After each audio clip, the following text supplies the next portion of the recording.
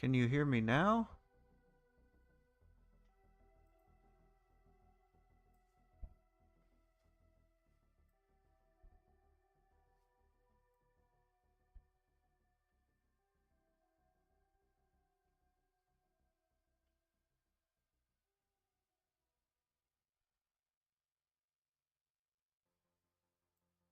Oh, thank God. That was weird. Hello, everybody. I flipped a coin today. Whether I wanted to play Red Dead Roleplay or if I wanted to stream. And turns out streaming won. So we're streaming. Hello.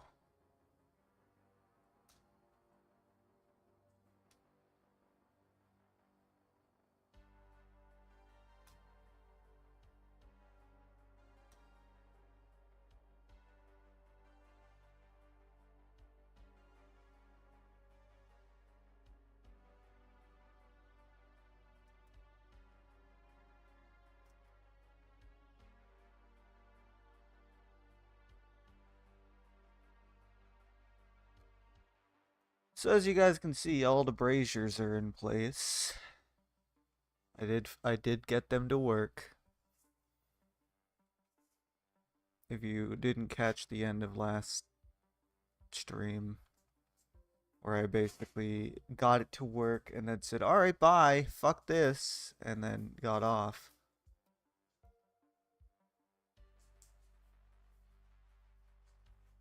Oh, well, yeah, yeah, that too, of course.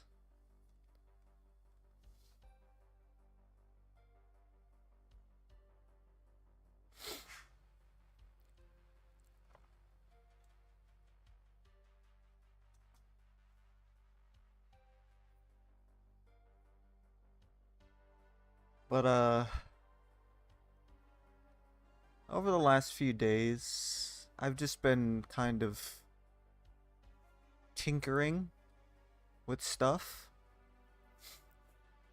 And by tinkering, I mean building on my own. Because, I don't know. Sometimes I don't want to stream what I'm doing.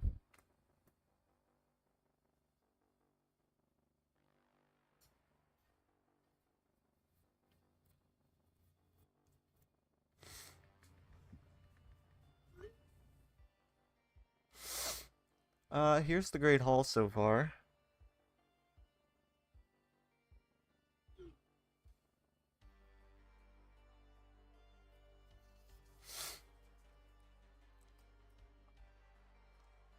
I saved you guys the pain of having to see me set up the candles because it took forever.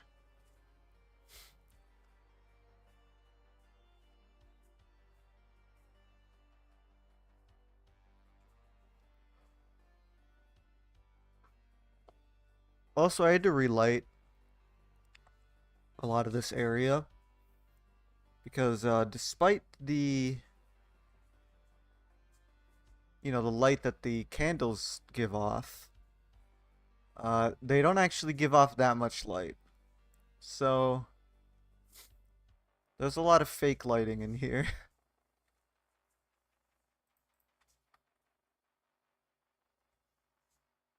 I wonder why they added that extra room in the entrance hall in the Great Hall. They probably could have used the space as well, since the Great Hall is small in the game.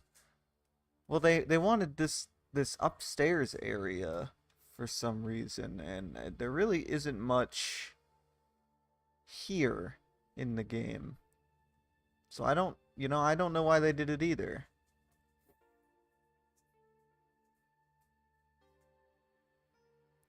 The windows look amazing. Well, thank you.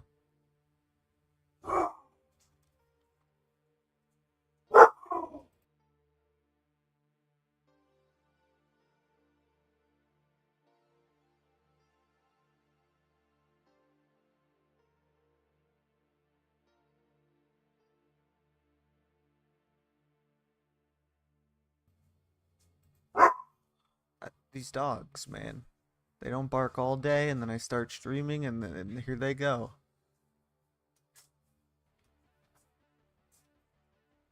Um, but yeah. So I did a little bit of work. I put in tables. I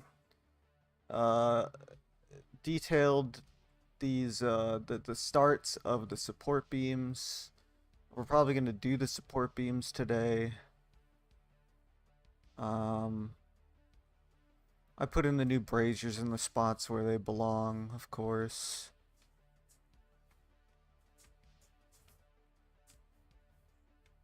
This is where that little extra room is. I don't know if I took pictures in there yet.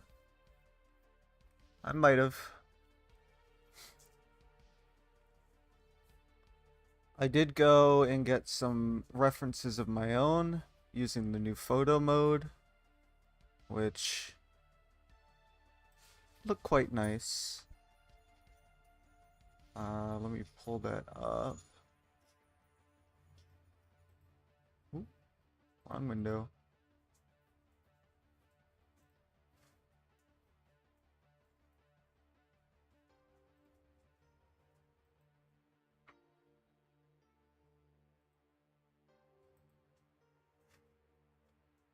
So I took a few pictures of the inside using the photo mode, like a nice close-up picture of like the eagle here, a few just long shots of the Great Hall.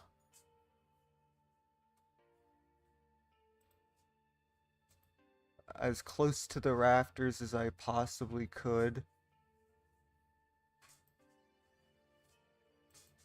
Just some shots of like the front of this. A nice detailed shot of these arches that exist. Shots of the flags. They're completely indiscriminate flags, which is interesting. And just a shot of the rafters with the ceiling. So I think that's where we will begin today. We will start with the rafters.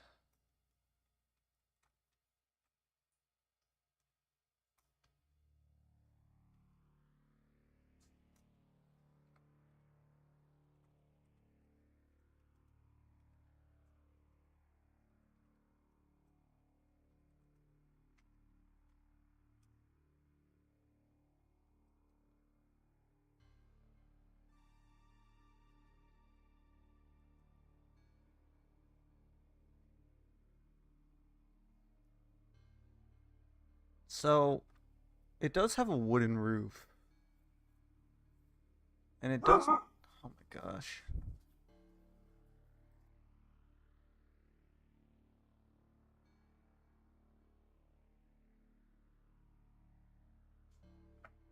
It does have a wooden roof, and it doesn't seem like the dormer windows that are here are actually reflected in game. So from the looks of it, this wooden layer here goes kind of like a shell on the inside.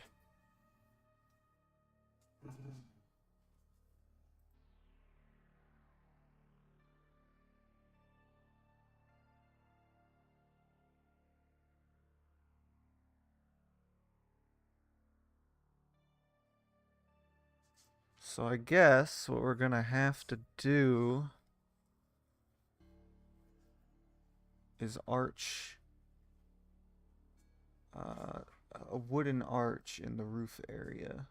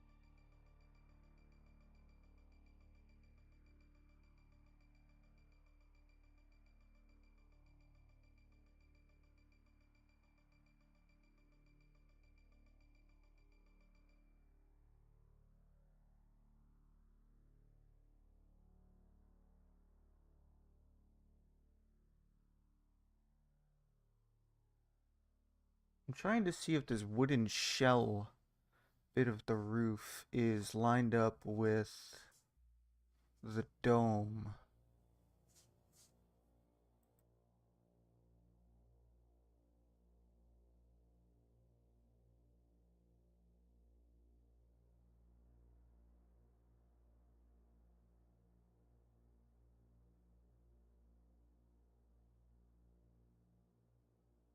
Hello, Billy.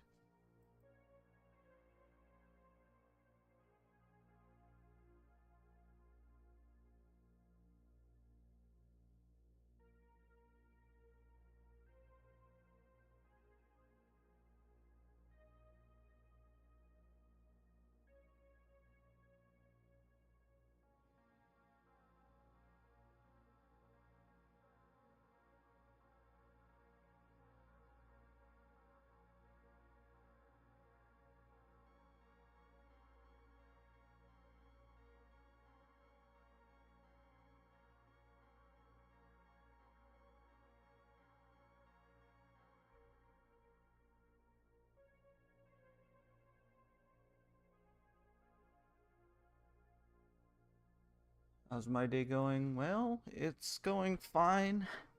Other than the dogs really pissing me off, I had to kick them out of the room. What are you trying to figure out? So from the looks of the screenshot I have here, uh, the roof in the Great Hall is wood, and it doesn't look like it has any effect on the dormer windows that are on the outside. So it kind of looks like it has a shell almost that kind of looks like this. And I just wanted to know if this, the top of this arch, I guess, would be the middle. Which I assume it is, because from this shot here, it looks like you can see where the roof goes up on the sides. But I can't really tell exactly because the sky. So I'm just going to assume that it does.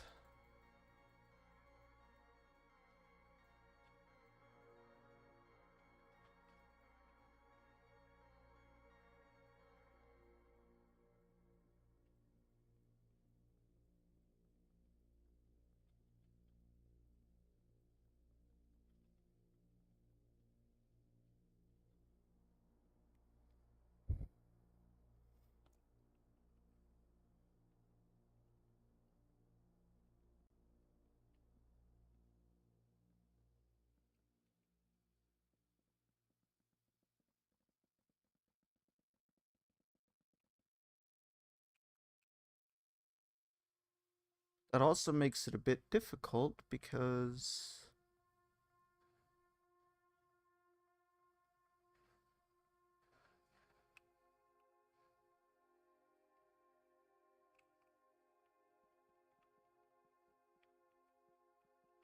if that were the case,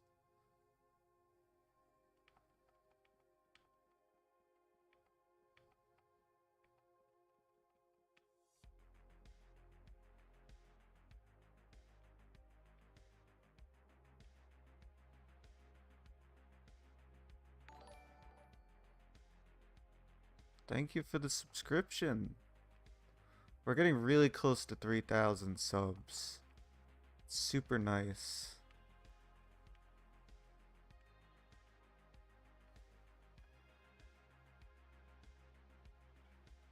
I haven't heard, but that's quite an undertaking. I can barely help myself with my own builds.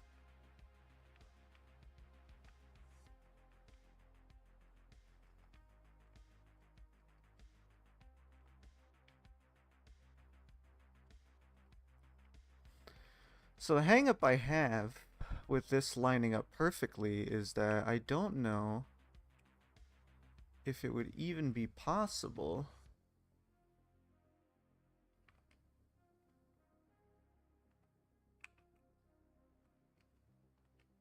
for this to line up like this.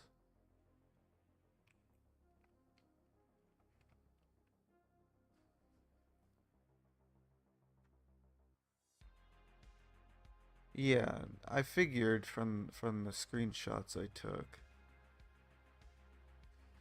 Which means, like I said, from the inside shell, there's a shell over the actual roof, which kind of makes the dormer windows pointless.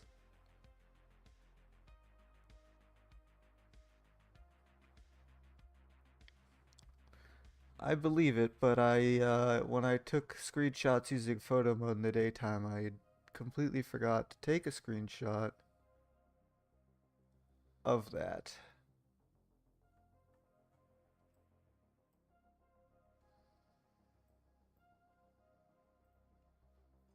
So, I'm dumb.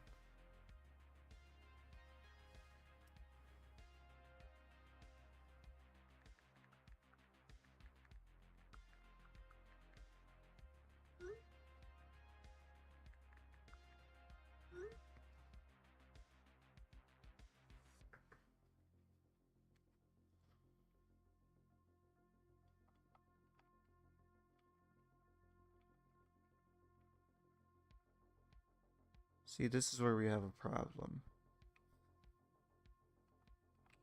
Because of the way the dome is, it really doesn't make much sense to do... I mean, I guess we could do a 1-2-1-2. Maybe that'll line up better.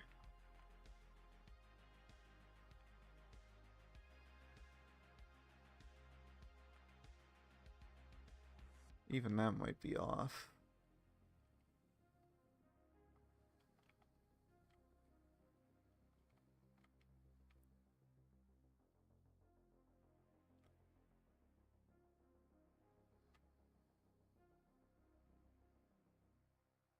Every time you've built the Great Hall, you've despised someone's bright idea to make it on an angle like that.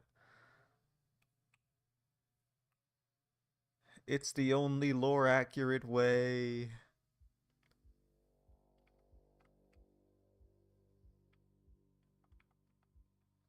See, because now, like, even if I do 1-1-1-1-1, because if I do it 1-1-1-1-1-1-1, it's probably gonna look like shit.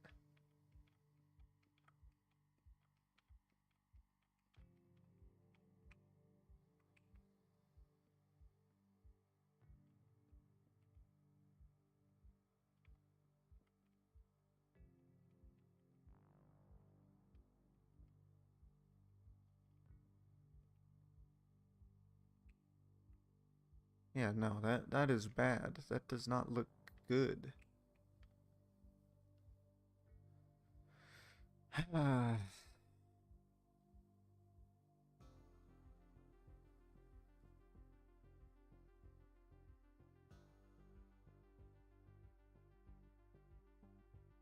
thing is like the roof in here is not at like an arch. It's at a point. So how the fuck does it line up?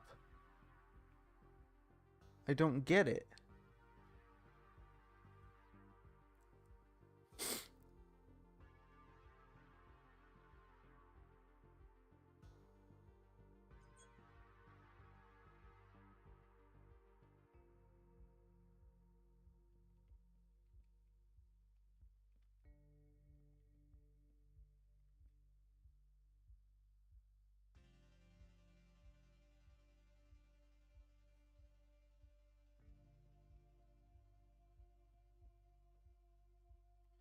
Yeah, the only problem is my I have Hogwarts Legacy on the PlayStation. So, and I'm in a completely different room. So, my references are what I have.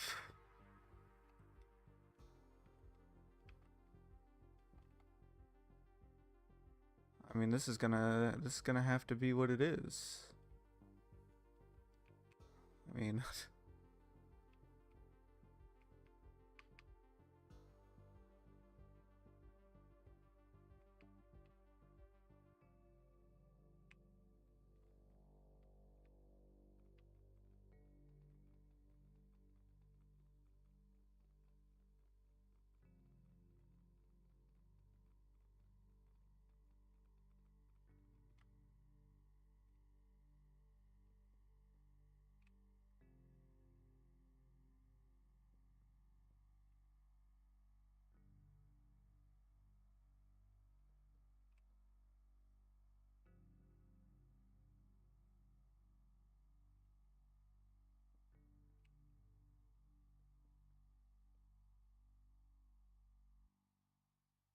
It's okay. I think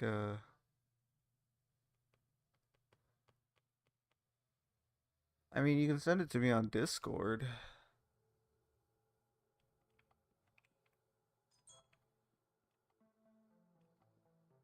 My Discord is just Poetic Whisper.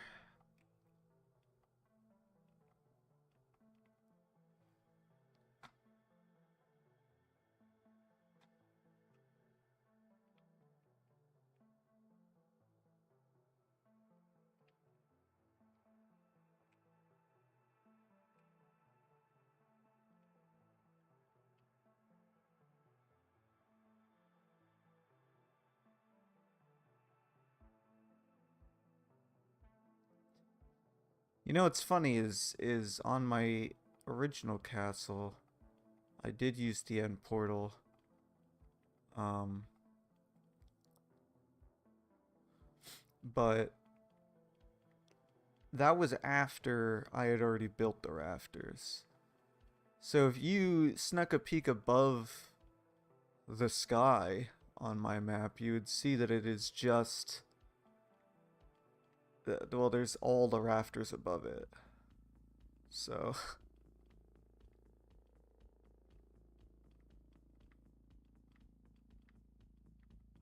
we didn't really do a good job of hiding it. Well, we did, I guess, but I don't know. I say stuff sometimes and it just doesn't make any sense.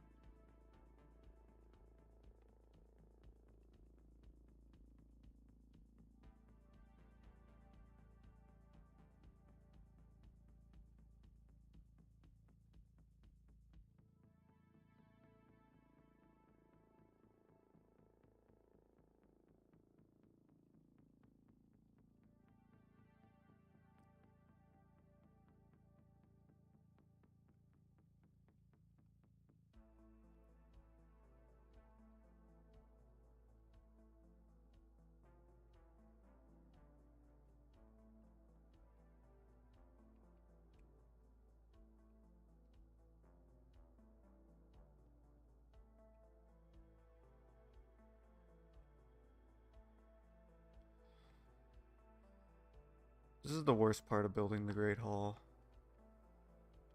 It really is.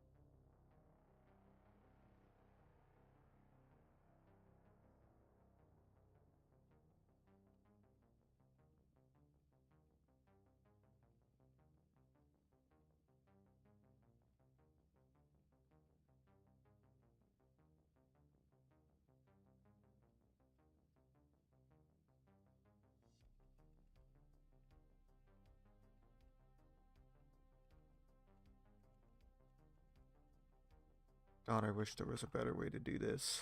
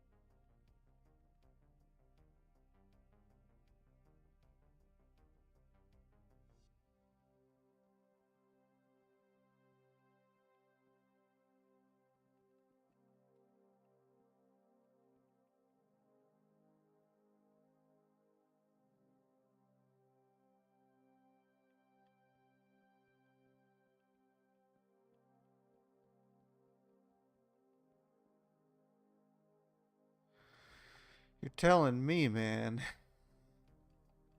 So much of this build is just building at angles.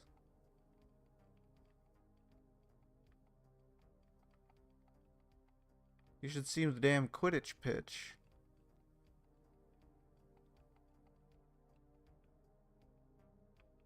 That shit is a nightmare. I put it at the stupidest angle I could think of.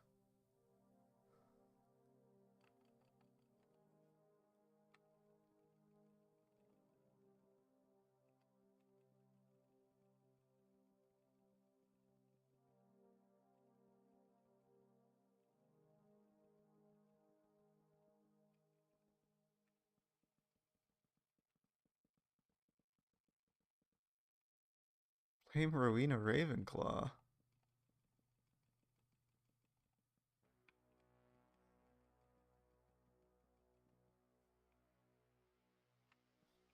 I think they all designed Hogwarts. I don't think it was just her.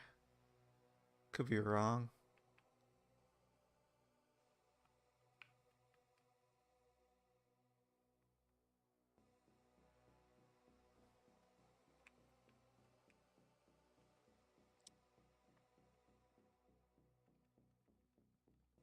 Plus, there's the Hogwarts architect.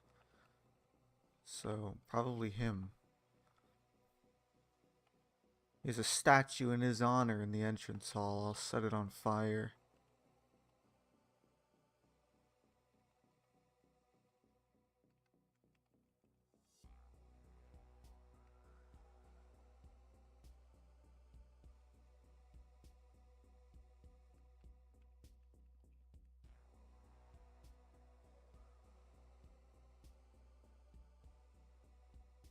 So,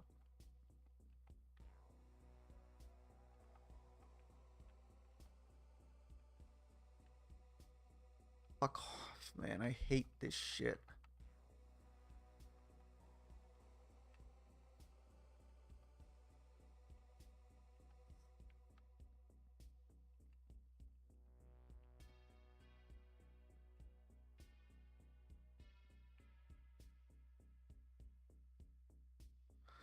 Currently building your fourth Hogwarts?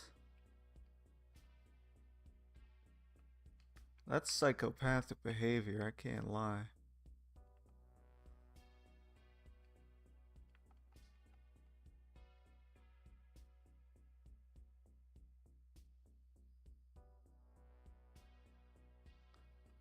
I don't know, man. Hogwarts lore is weird.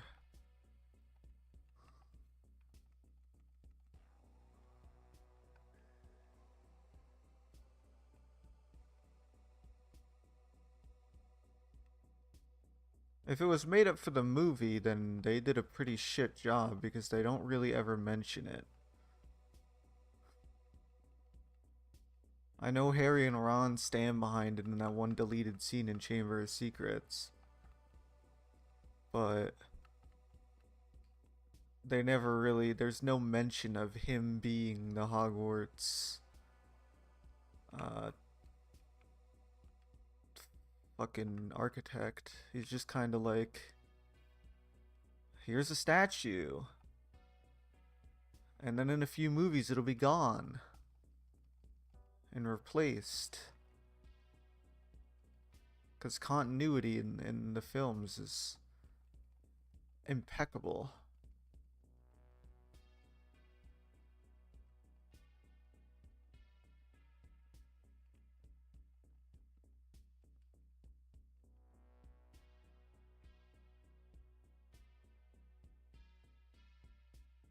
Gotta really start making the Harry Potter 1 castle after making Half-Blood Prince. Yeah, I mean the original castle is nice. If I were to ever build another one, it would probably be Chamber of Secrets. Just because I prefer it to the first one, because it actually has the herbology greenhouses. And it also has a better training grounds area, in my opinion. And training grounds towers. The original training grounds towers from the first film are awful. And not like awful as in they look bad, they're awful as in I would rather catch a stray bullet than build them.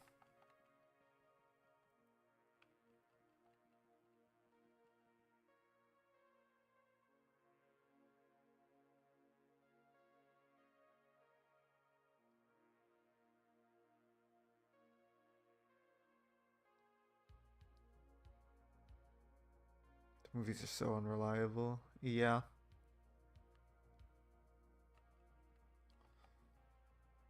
Oh yeah, maybe it was a I don't know. It's been a while since I've done a rewatch.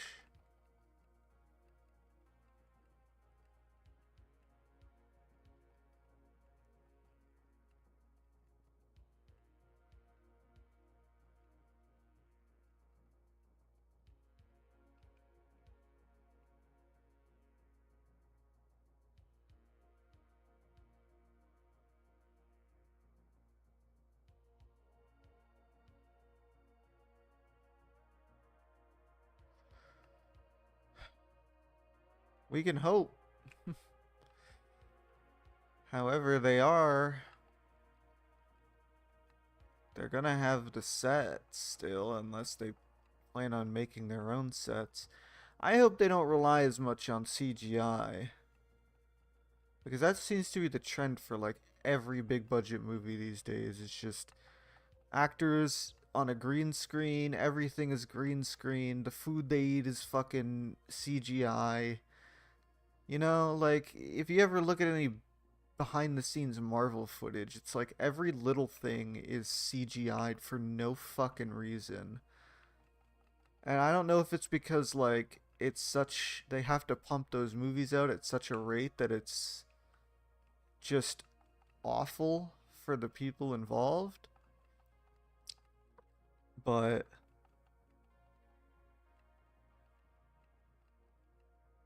I don't know. Use the sets. That's all I want. They're still there. They still exist. They're still great. They don't they have not aged.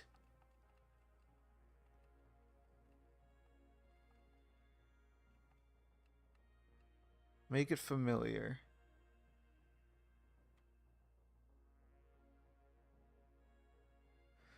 My first Hogwarts was the Hogwarts Legacy Castle I finished a couple of months ago, and I recently started my second one based off the movies. It's a hybrid which includes the Deathly Hallows Lookout Tower.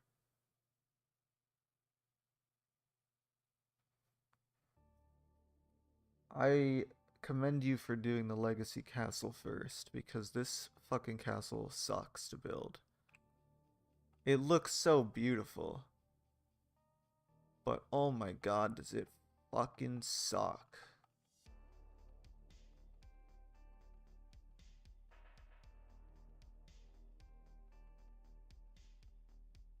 Practical effects will always be better than CGI. I don't care if it's cheaper. I don't care if it's, you know, more commercial. There's no reason for these movies, some of them, to have like a $600 million budget and they still just film everything on a soundstage in a blue room. There's no fucking. Where's the money going? You know? It doesn't make any sense to me. Film on location. Use some of the budget. Put some fucking effort into your movies. Otherwise, like, what's the point in anybody even getting excited for a movie if you know it's just copy and pasted cheap slop? You know?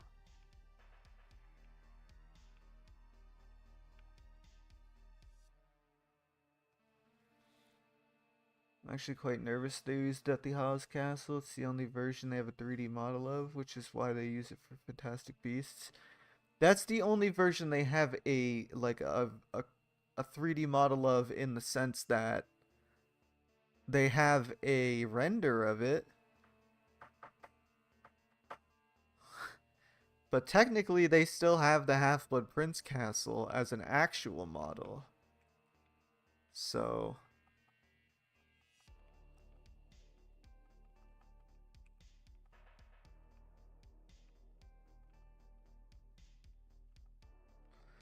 In my opinion, just use the Prisoner of Azkaban castle because it's the best.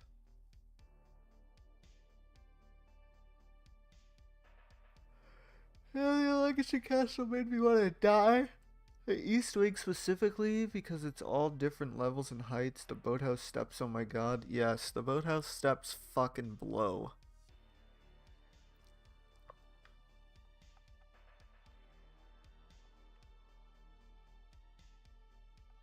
The Legacy boathouse steps specifically.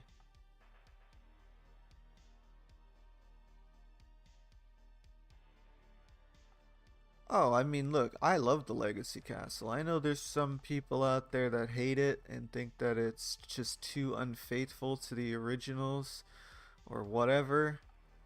But I've said it a million times since that game came out that I am so glad that they decided to just do their own castle. Because as awesome as it would have been to uh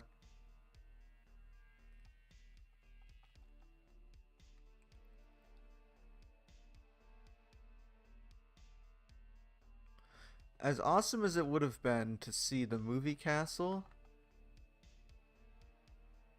in 3D, I mean, we already seen it in like Order of the Phoenix and Half-Blood Prince. And I know those castles are very lacking in terms of like style and flair, but to be fair, they were pretty accurate representations, albeit very short-handed on the interior section. I just I feel like the way the Legacy Castle looks is its own unique thing, and it has its own style while still being visually Hogwarts. And that's the most important thing. Like, I would not care in the slightest if.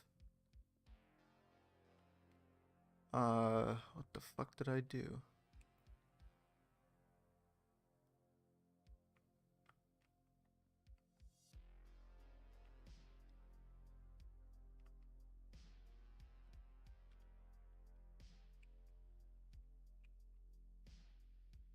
I would not care in the slightest if the show created their own Hogwarts.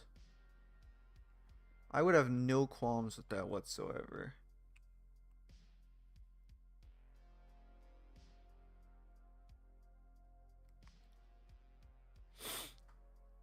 Yes, Alfonso's the GOAT. I wish he directed all the rest of the films.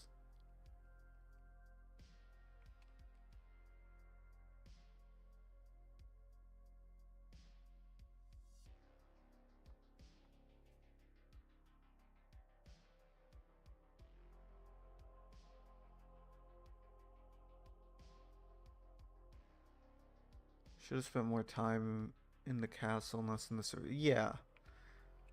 I mean, I spoke on this last stream that they just need to make Bully. Just make Bully with a Harry Potter skin on it. That's all you need to do.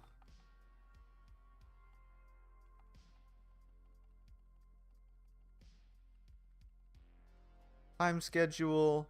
Gotta go to your classes or you get in trouble. You know? Because classes in Legacy were just, they were missions.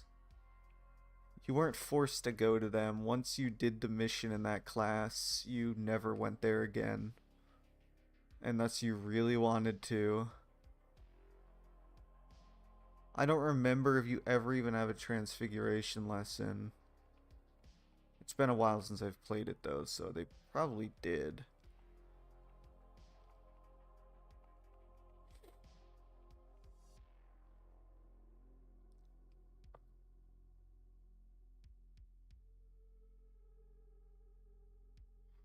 The castle itself is beautiful.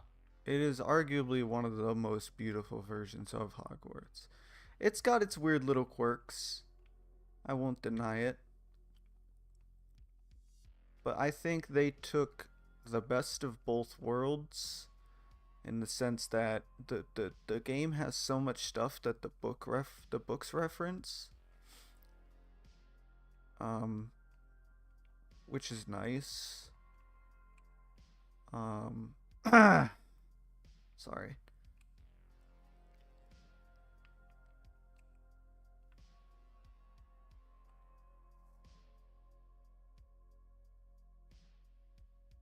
Always had trouble building the east wing with the astronomy tower.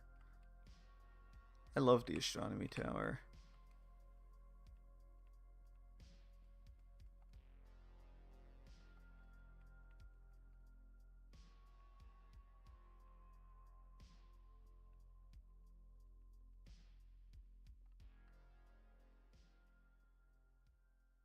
I like it even in this castle because it's three different towers stuck into one that all have been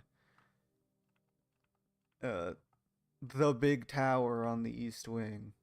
I think it's so clever how they did that.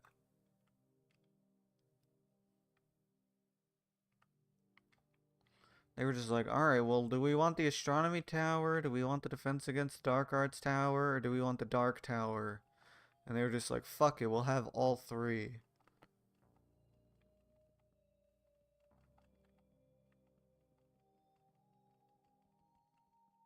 Even though that tower was a nightmare to build. But like I said earlier, building this whole castle is a nightmare, so...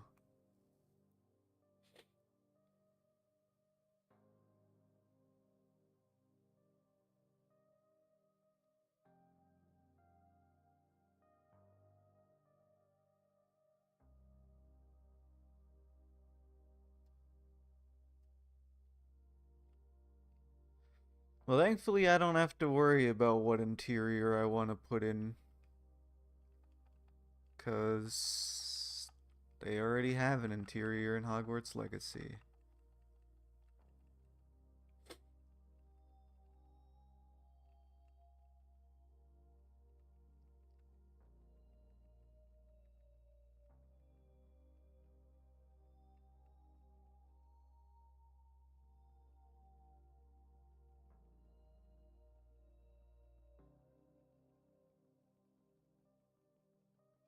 But yes, my other astronomy tower is quite empty. It may not look like it when you're just roaming around in there, but it is very empty.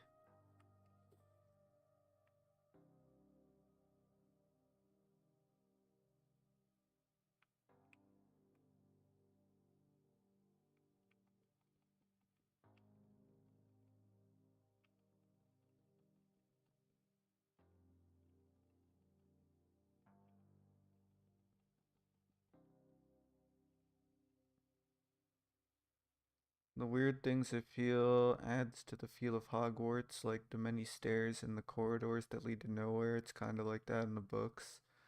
I wish they added the Friday steps, though. The Friday steps.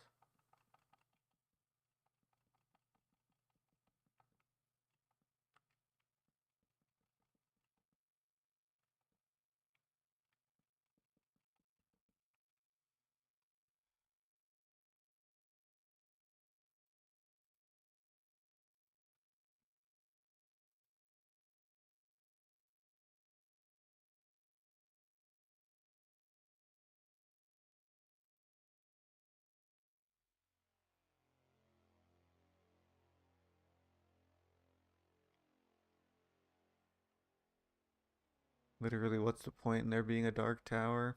There isn't. It was something made up specifically for the movies. Because Sirius Black was not being held in a dark tower in the book. He was held in a classroom.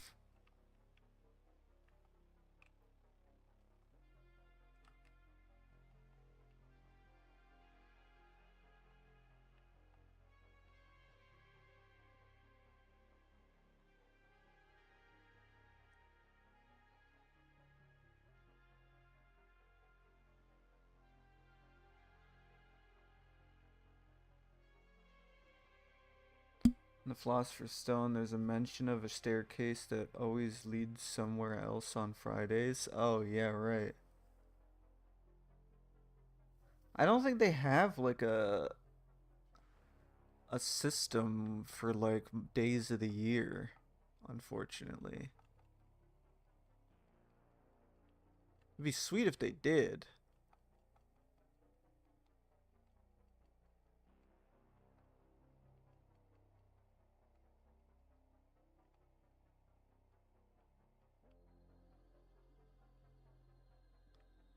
I remember in like Fallout 4, uh you would like go to Diamond City on specific days and it'd be like decorated for holidays.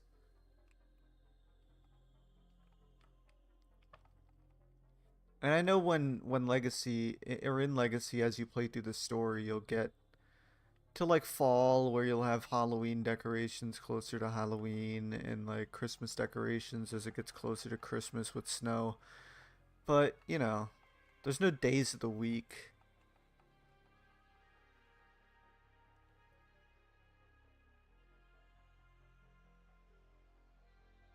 I was literally wondering about how to build that yesterday. That's so funny. Oh wait, different thing. Dark Tower? Tomorrow you're gonna be building Dervish and Bangs. Nice.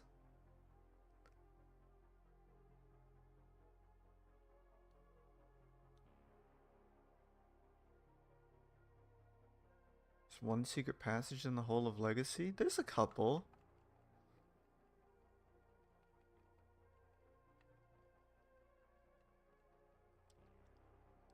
There's the one in the quad, the lower quad as you come down the stairs from Gryffindor Common Room where the people in the paintings are playing the instruments. There's a hidden door there. There's one um there's one in the near the bell tower entrance that leads to a whole like secret area. There's I mean technically the map room is a secret area. Uh Room of requirement, that's arguably a secret area. There's that little secret painting area in the bottom side of the long gallery. Uh, there's that like weird room that you have to go into the frog's mouth to get to in the lower part of the quad.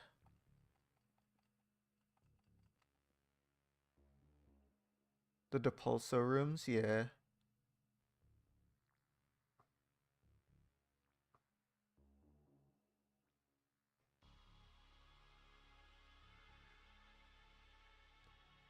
The Hall of Heradonia too. Is that the one with the stained glass windows in like the backside of the near the bell towers?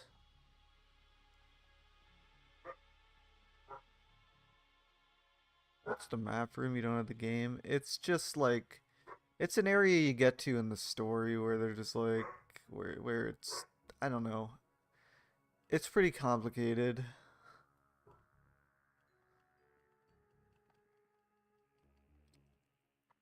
It's a room specifically for people who have practiced ancient magic in the past.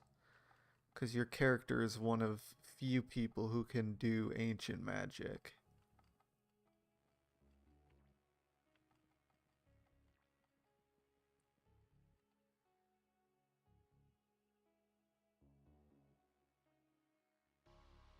Yeah, pretty much.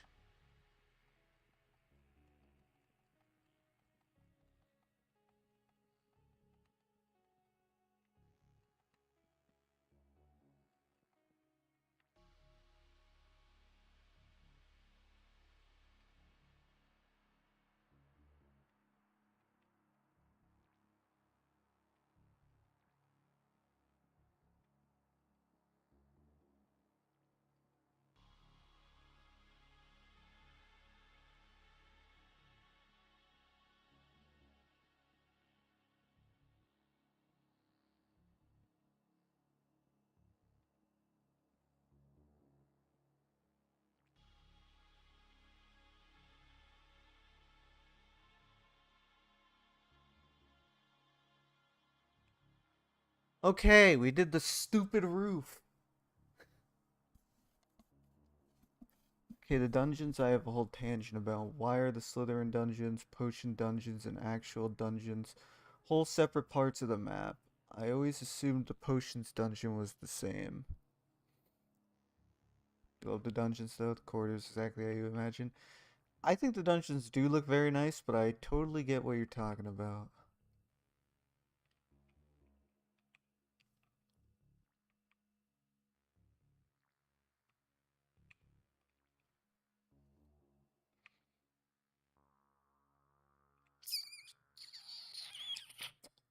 Okay.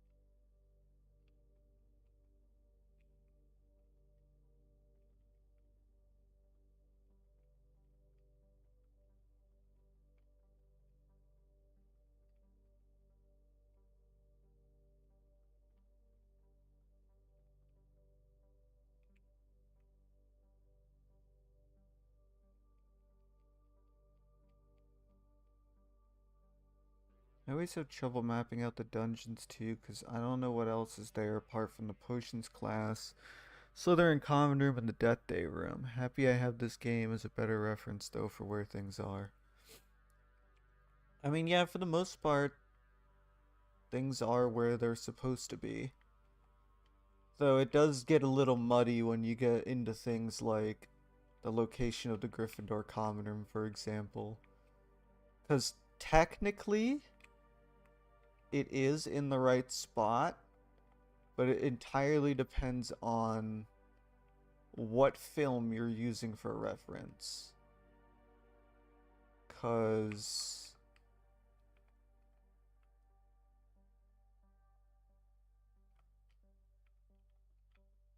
in the original films, Gryffindor Tower was in Gryffindor Tower, but in the third film, it was moved to the Grand Staircase Tower.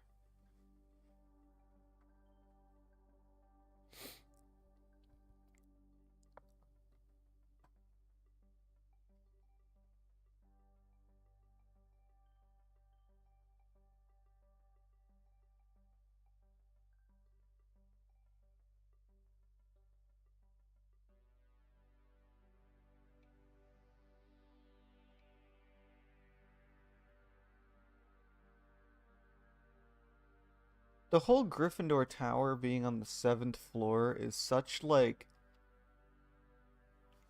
it makes total sense in the book because you don't have to worry about where you actually have to place it on a map because it doesn't matter, right? Because there's no visual representation of what it's supposed to look like. But once you get down into the nitty gritty, it starts to make a lot less sense. Because anytime, and this is the same on my other castle, and I mean, it is the same in Hogwarts Legacy as well. You really can't plot it on the seventh floor because there really isn't a proper seventh floor in Hogwarts. Even though that they say there is, there really isn't. Because if Gryffindor Tower is supposed to be on the seventh floor, which it is technically supposed to be on the seventh floor,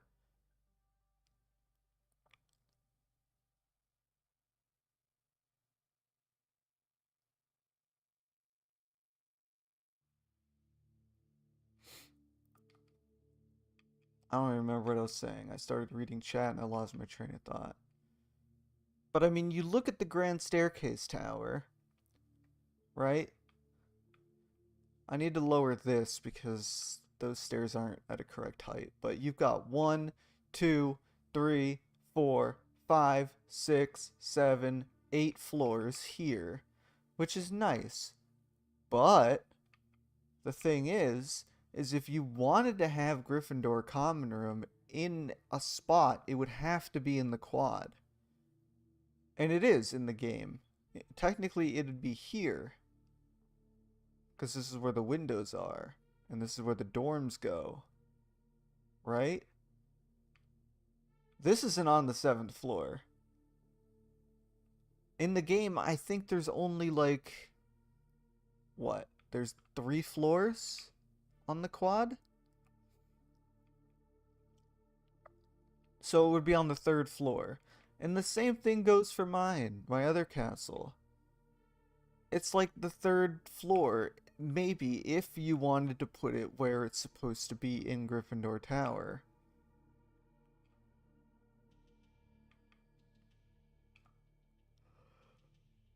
Which obviously, some people do. But I have mine on the actual Grand Staircase Tower, because that's where it was in the later films.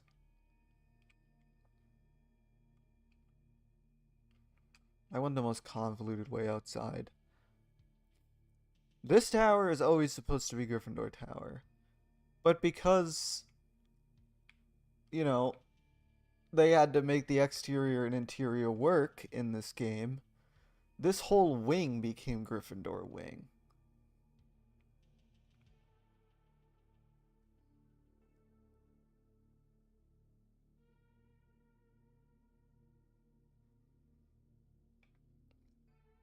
In the books, it's an actual normal castle. The movie's castle is like a Gothic cathedral and universities rather than an actual castle. Yeah. I was able to put Gryffindor on the 7th floor this time around because I made the entire west wing taller than the east wing, so the quad doesn't look too tall next to the Grand Staircase Tower. I suppose.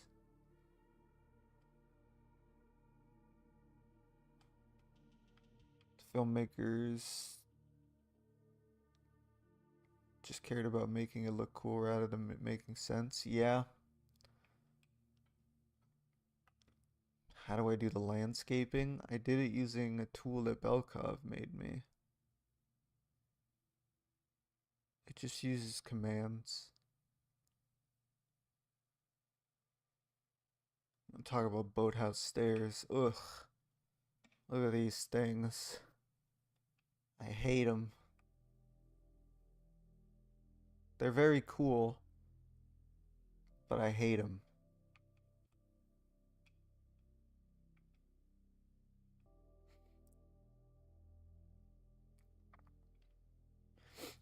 What I like most about the Legacy Castle is there's some thought put into the design. It's like they took the film castle and were like, okay, let's try to make things make sense. Right? Because the continuity is just garbage in all of the movies. They don't explain shit.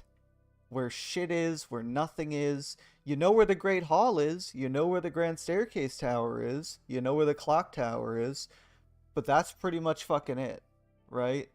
Like everything else is just where it is. And that's all that matters. It's like the games, they took the idea of the movie castle and were like, okay, how do we make all of the stuff fit in the castle? They probably realized pretty early on that you can't.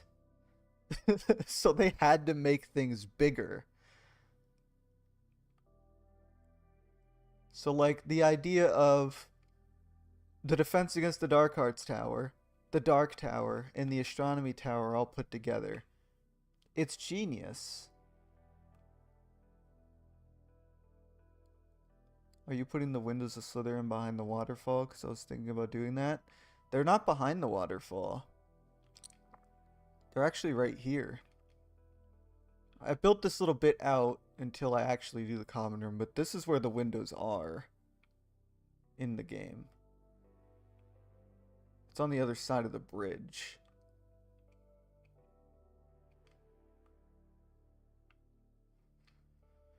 I want landscaping like yours, but I don't know how to do it. I mean, it's not too difficult. Just a matter of making the commands work and then practicing. Um, but yeah, putting the defense against the dark arts classroom in a tower that actually makes sense. First of all, who would have thunk that was a good idea? Because I believe, if I'm not mistaken, that classroom is right here. You got the 5 windows on the side, and because it's the astronomy tower here, there's room for the office in here. But if I remember correctly, there is also a side chamber in the Defense Against the Dark Arts class that brings you up into the Dark Tower.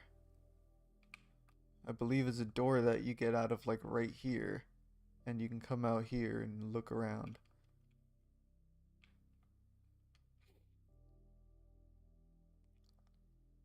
That's sick, yeah. Yeah, like for example, the Gryffindor common room, there are windows on 3 of the 4 sides, even though that's physically impossible based on the actual model in the movies. Yeah, exactly. It's like they thought about, okay, it's so Gryffindor Tower's in a tower. We're gonna put it in here. But it's almost like the common room would be up here. But then how is there room for the dorms? There isn't. There isn't. Um Fun fact though, I haven't made a female Gryffindor character, so I don't actually know what their common room looks like on the inside. Or their dorm rooms, I mean. Cause like this makes sense, right? Because on the men's side you got this tower, and this is where the staircase is. And then you have this room, which is the dorms. Or this tower, which is the dorms. I don't know what the hell it is on this side, because if you try to go up the stairs as a dude, they turn into a slide like they do in the book. So I have no idea.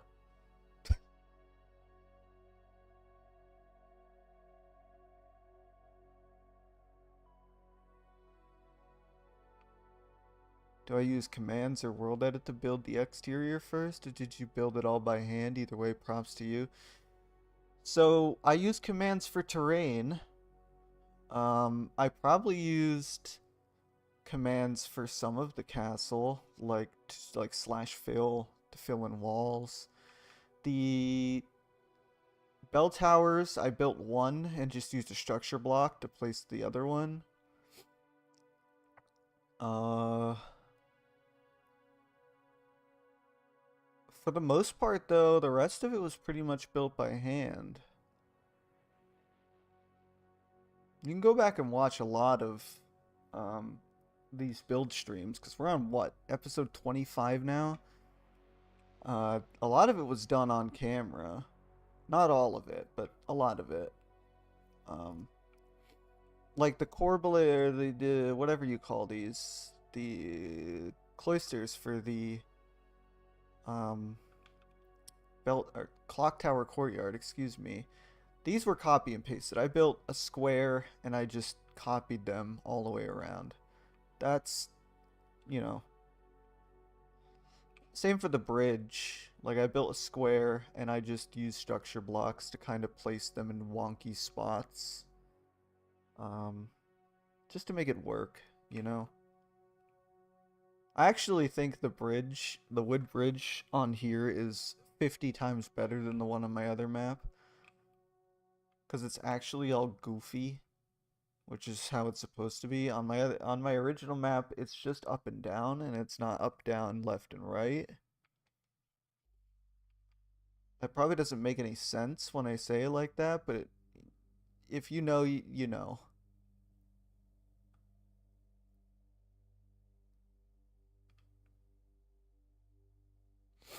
So yeah. Anyway, I like the Legacy Castle. It's pretty.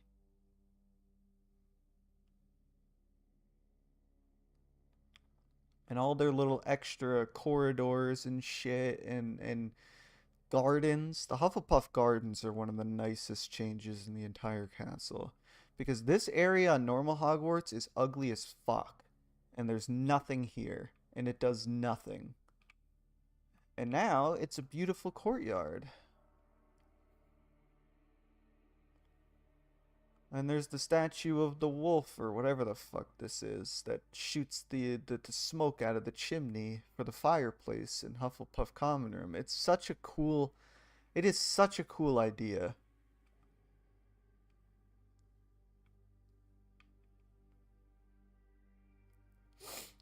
Also the changes to the quad. I mean, the quad sucks in the movies. They never go there because there's nothing there. It's empty. There was stuff there in the first two movies, but then they just decided to place a slab of concrete over it and call it a day for some reason. Fun fact for those who don't know, the original courtyard, or the original quad courtyard from the first two movies, it was sunk down and they still exist to this day underneath the actual model. All they did was like build a cobblestone like box or whatever and just put it on top. But the original like cloisters and stuff, those are still there to this day. So, a fun bit of lore. It was a sunken courtyard, yes.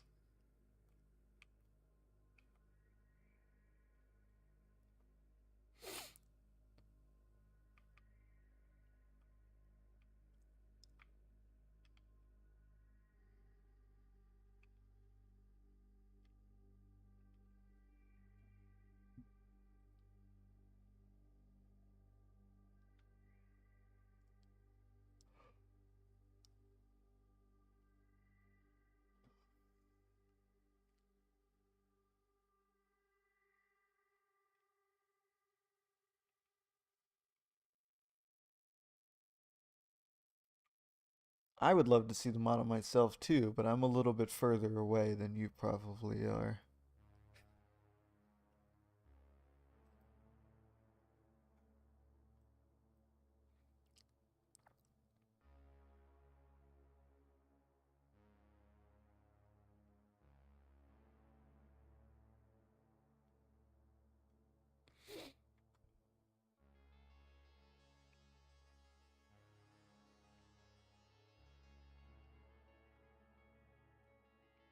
I, one of these days, will go to Universal because it's like 2 hours away from my house, and I will see the giant Hogwarts that they built there in person.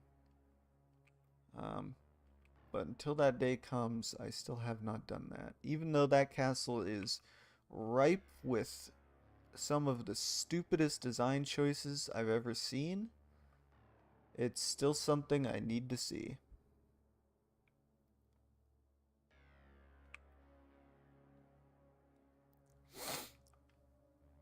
You love the Ravenclaw common room in Hogwarts Legacy. It is very nice. And I like that they made, again, another perfect example of them just trying to make the movies make sense. Like, why did they change the corner tower to the lookout tower in Deathly Hallows? I love the look of the lookout tower, but realistically, it is pointless.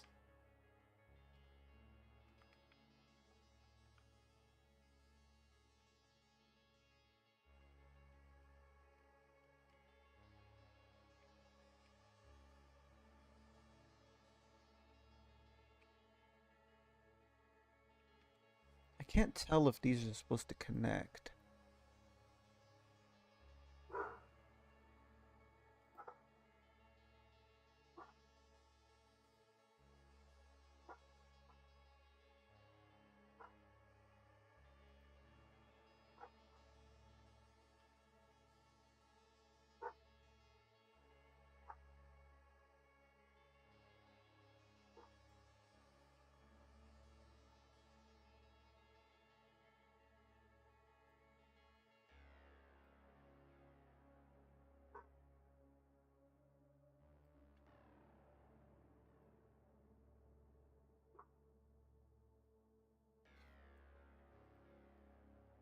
It's so hard to tell because like it gets foggy.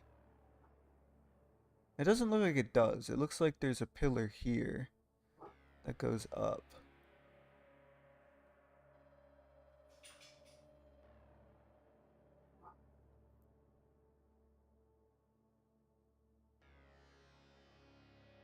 Making the east wing the academic building, making the west wing a social living wing is actually quite smart on paper too.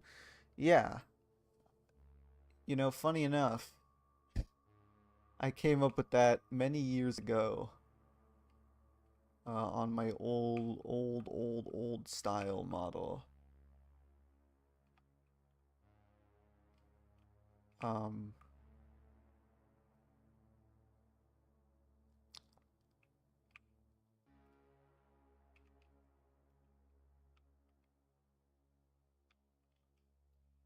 I used to have Ravenclaw Tower in the Lookout Tower because when I was looking it up on the wiki, the location of it, all that it said, all that it said was that it was in a tower that had a 360-degree view of the night sky. And when you're looking out of the lookout tower,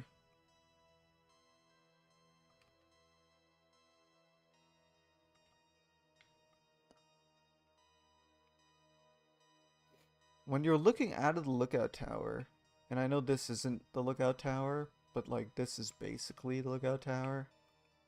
I had it like, let me just,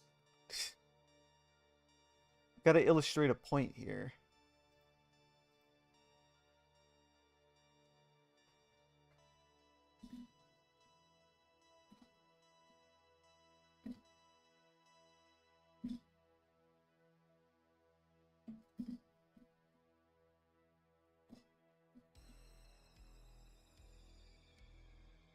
Does mean that divination potions and Ravenclaw common room are in the wrong area. Well, technically, in the fifth movie, when they do the camera tracking out of Hogwarts, when Harry is being having his mind invaded by Snape, the potions office, Snape's office, whatever, is actually in the East Wing. It's in that corner of the left side tower on the viaduct entrance.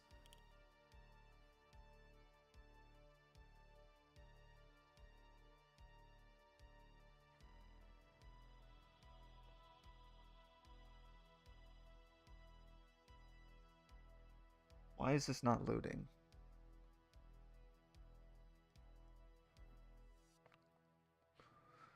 Only problem is that in the book, Harry says he's never been to the Ravenclaw Tower before, but he obviously must have if it has a bridge to the East Wing.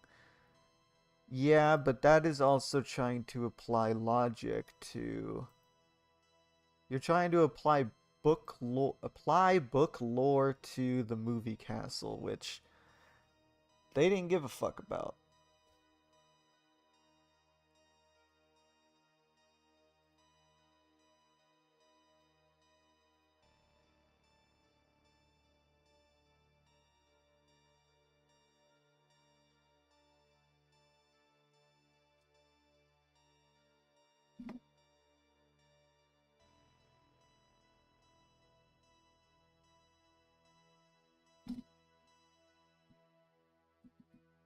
Plus, that's also assuming that the Ravenclaw Tower is supposed to be in that quad tower, which arguably in the movies it isn't.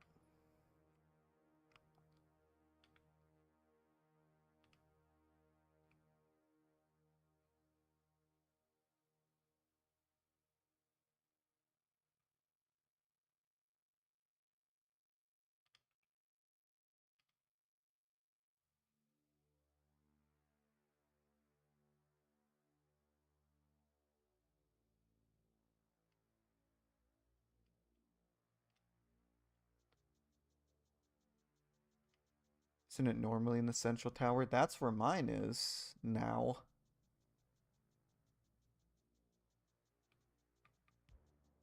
It's funny because we've changed the Ravenclaw common room on this map to have a loading area, but you can still see the old one in here. There's so many instances of this kind of stuff on my map. Like this is where it used to be.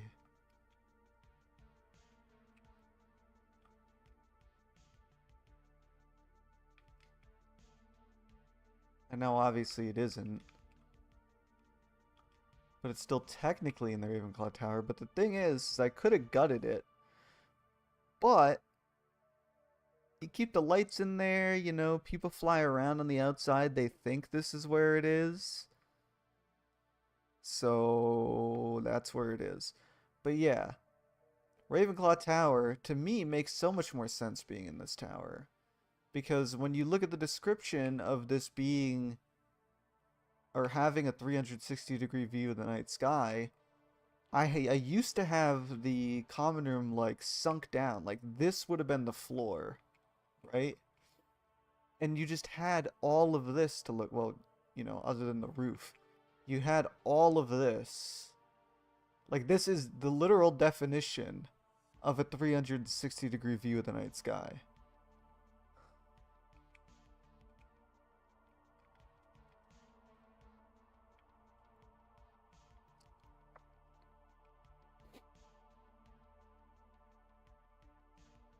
But also, yeah, like, how is this supposed to be Gryffindor Tower? Could you tell me? Because I don't know.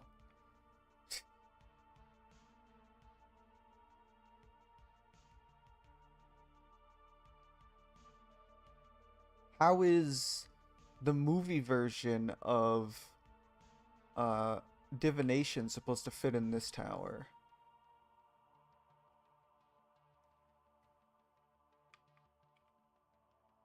Well, I mean, to be fair, to play devil's advocate, this is a good view. Like if you had a like if your dorm was here, this is a really nice view.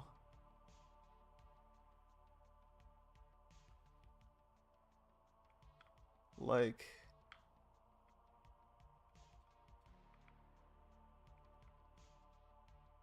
maybe not this side. But then you have this side too.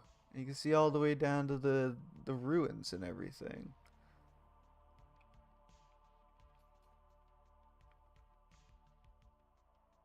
So it is a nice view, but yeah, when I was imagining Ravenclaw when I first started building Hogwarts, this is just this tower is what made the most sense to me. But it's not, because this is now the lookout tower, which is just the astronomy tower lookout tower, but big.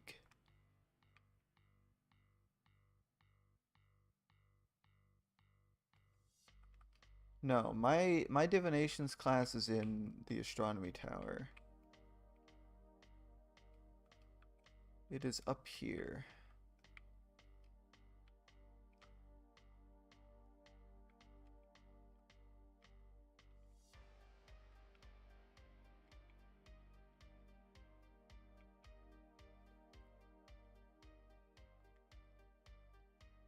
This is just the only place where, other than the North Tower, that makes sense for me to put it, in my opinion.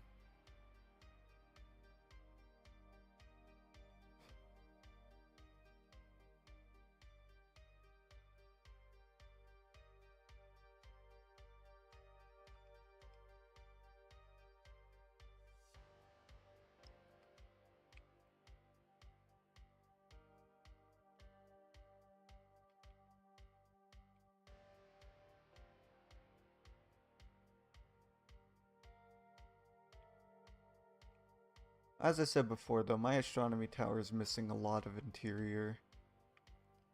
And not in the sense that, like, interior is unfinished, it's just the astronomy tower is huge. you know?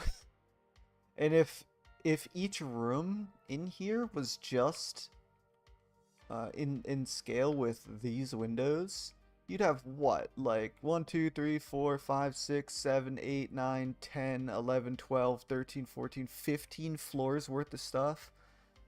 Where the hell, how are you supposed to do that?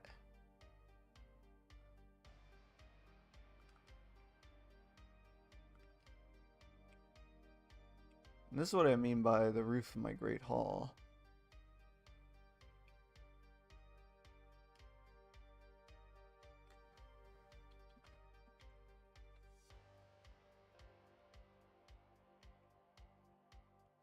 You can still see the arches go all the way up.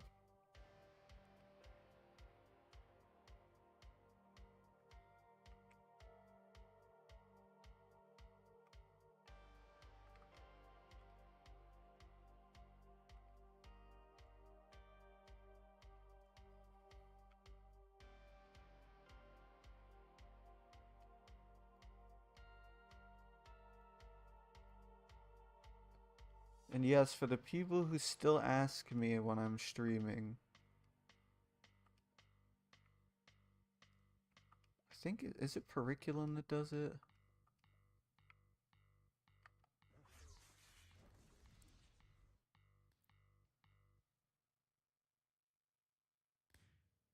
Yeah. For those that still ask, we do have the Yule Ball, so please stop messaging me about it.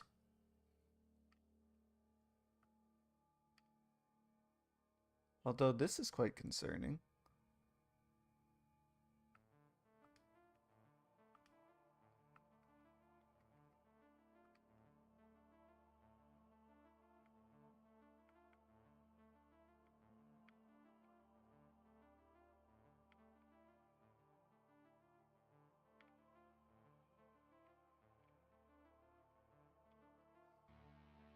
Fixed speed is not supposed to be on this map.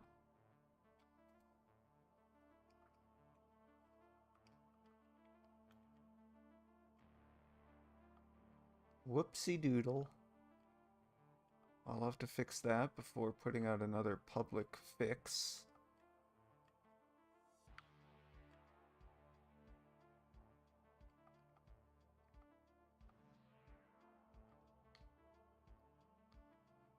Anyway, yeah, that's it.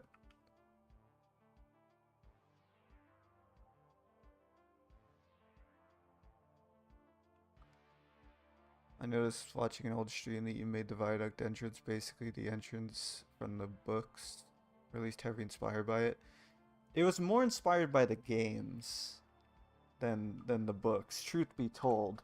But obviously,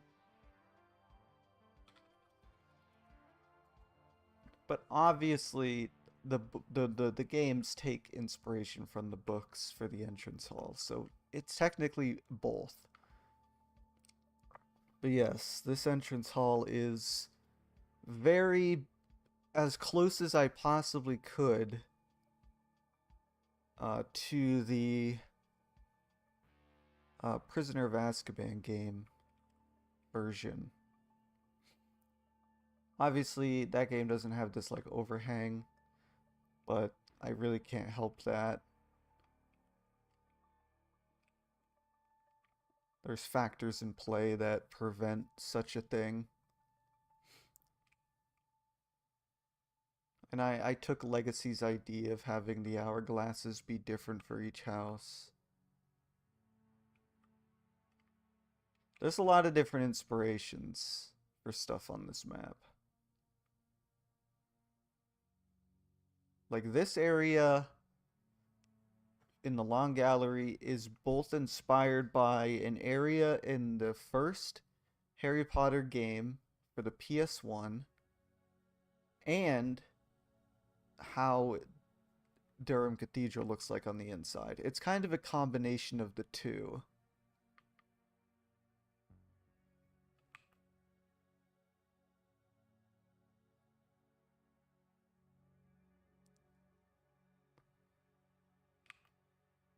Yeah, even when I read the books, and I read the books after watching the movies, I always assumed the entrance hall looked like the games, and that at the top, instead of, in my version, for example, instead of the top being going to the tapestry corridor, it would go to the grand staircase. That's what makes the most sense to me. Because if we're thinking about the book logically, right, this is the main entrance to Hogwarts. Over there would be the entrance to the Great Hall, which it is in the games. Over there would be the entrance to the dungeons, which it is in mine, actually. Like, this is where this is where the dungeons are.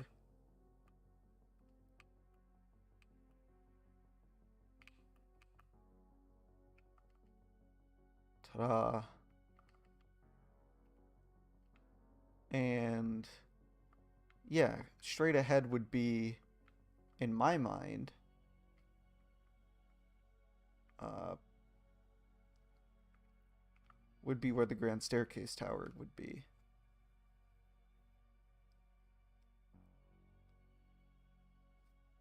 You have all the Harry Potter games for the GameCube and Wii? Sweet.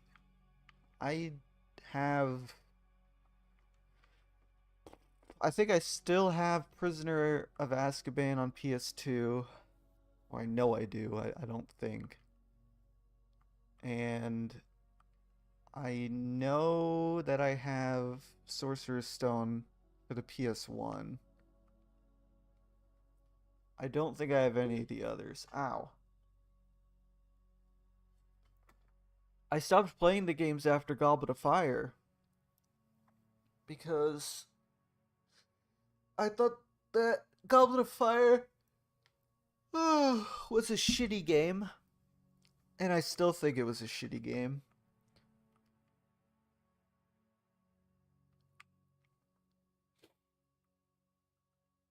And I just thought, well, these games are done being good.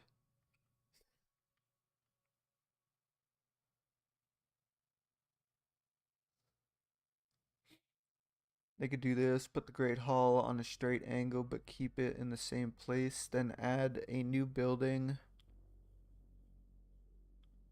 Oh, my eye. Then add a new building at the back of the grand staircase so the entrance hall could be as exactly as described. Oh, it's funny. I've seen people who have built Hogwarts put a entrance hall where the um I've seen them put the entrance hall here. They have like a building here, and then yeah, it goes straight up into the grand staircase tower. The right has a hallway leading into the fucking grand. I can't speak today. There's a hallway leading to the Great Hall, and another hallway that leads into the quad. I've seen people do it before. I don't particularly like the way it looks, but to each their own.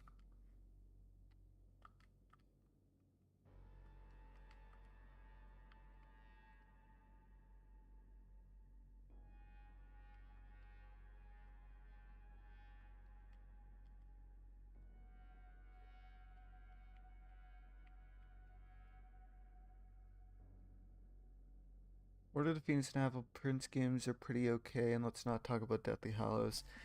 You know, it wasn't until I started working on my original Hogwarts 10 years ago that I actually sat down and watched gameplay of Order of the Phoenix and Half-Blood Prince for inspiration on the build, of course, because my friend Connor grew up with those games, and he was like, "Oh, mate, we should use these as references." Yeah, they are. I agree. He's like, "Yeah, mate, we should use these as references. They're actually pretty good games," and I'm just like, "Okay."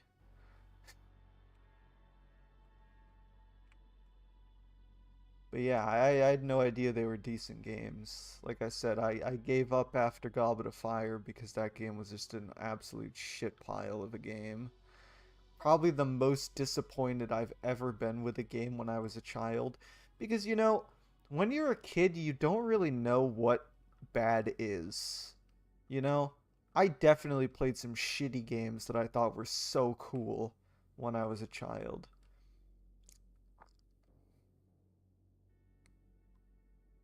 Like, I don't know. I really liked State of Emergency. I thought that game was so much fun. And looking back on it now, it is fucking terrible. I used to think,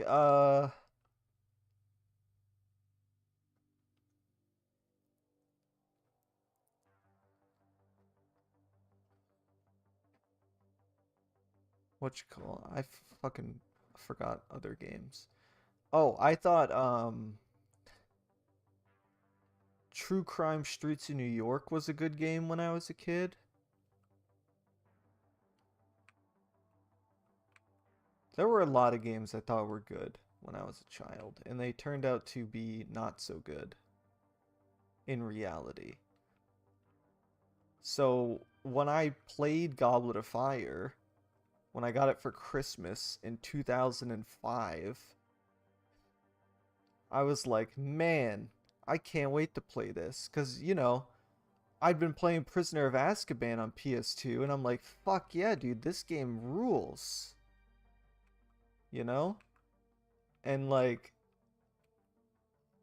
you get Goblet of Fire for Christmas, you think it's going to be like Prisoner of Azkaban on PS2, but with the Triwizard Tournament stuff.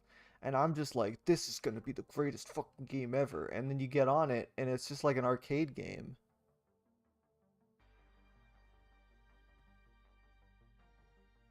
TBH, I only replay the Harry Potter video games to get some inspiration for Hogwarts interior. Yeah, I mean, I would genuinely replay Hogwarts Legacy just for the fun of it because that game is actually it's easily the best Harry Potter game that they ever made.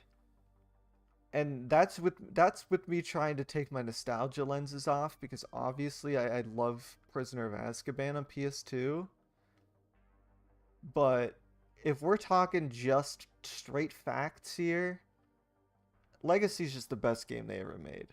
It's the best Harry Potter game ever made. It has the most content. It has the best story. It just the combat is actually really good. It is the game that managed to make spellcasting actually fun. So, in a bajillion ways, Legacy's the best game in the series. And that is probably the only game I would replay. Except, for nostalgia. Like, I've gone back and replayed Prisoner on PS2 a multitude of times. And it does not hold up like it used to. I will say that.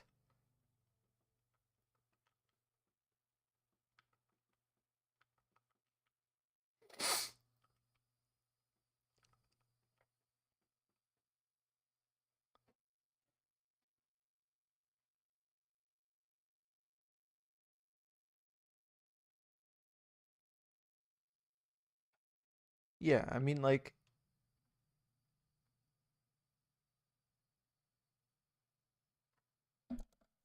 I don't know why they went dungeon crawler gameplay. In what? Oh, in Goblet of Fire. Yeah. I don't know. It didn't make much sense to me. This is a weird title. It doesn't make much sense to me. It actually makes no sense to me. Because you had these games that everyone loved. Maybe I'm not, or I shouldn't be speaking about everyone, but I think we can all agree that the original Harry Potter games, the ones that were semi-open world were all great. They're pretty shit by like real game standards because they are movie games, but for a movie game they were quite good. I just don't see how they saw like what I don't remember who made the originals, but I don't know how they saw those and were like, "Man, we should just completely change the game. We should just change it up completely."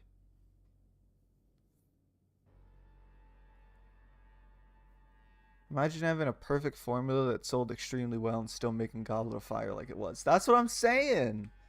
I don't get like I genuinely don't get it. And now, and I explained this in detail last stream, but now I'm getting worried because the next game that they're making for Harry Potter is the Quidditch game, and I'm sure for a quick little romp it'll be fun. My genuine worry with the Quidditch game is that it is not going to sell as well as Legacy did. There is zero chance it does. And that's worrying because I think WB expects the same, if not maybe a little bit less, in terms of performance from the Quidditch game. And I just don't think that's going to happen. And that's not because I don't think the Quidditch game will be good. That's not. It's just the fact of the matter, right?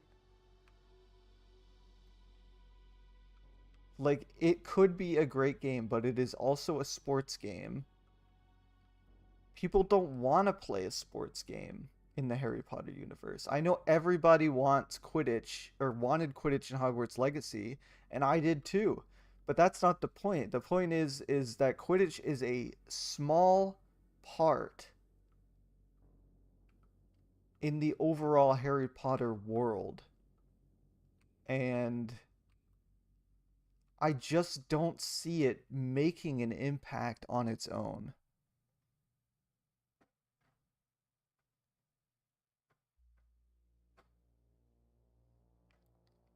Yeah, Connor was a playtester for it. He said he thought it was alright, but it had issues. Which, go figure. I don't know. I don't have much hope for it. And I'm genuinely afraid that WB is going to expect a similar performance to Legacy because of the IP alone.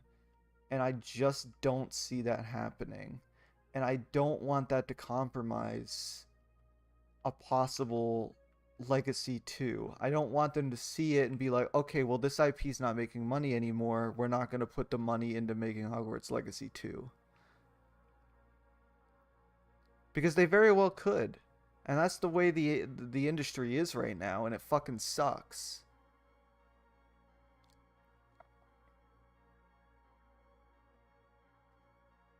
I swear I saw a reliable article said the Hogwarts Legacy 2 might be a live service game or something. God, I fucking hope not. Or if you really want to do something, they can like make an open world game playing as Newt Scamander and exploring the natural wizarding world. I don't think that would sell well at all. Like make a game where they really initially envisioned Fantastic Beasts. I don't think that would sell well at all. Like a horror game based in Azkaban, Batman Arkham style.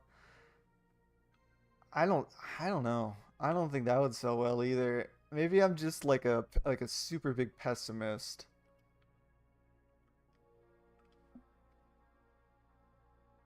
I want them to focus on what works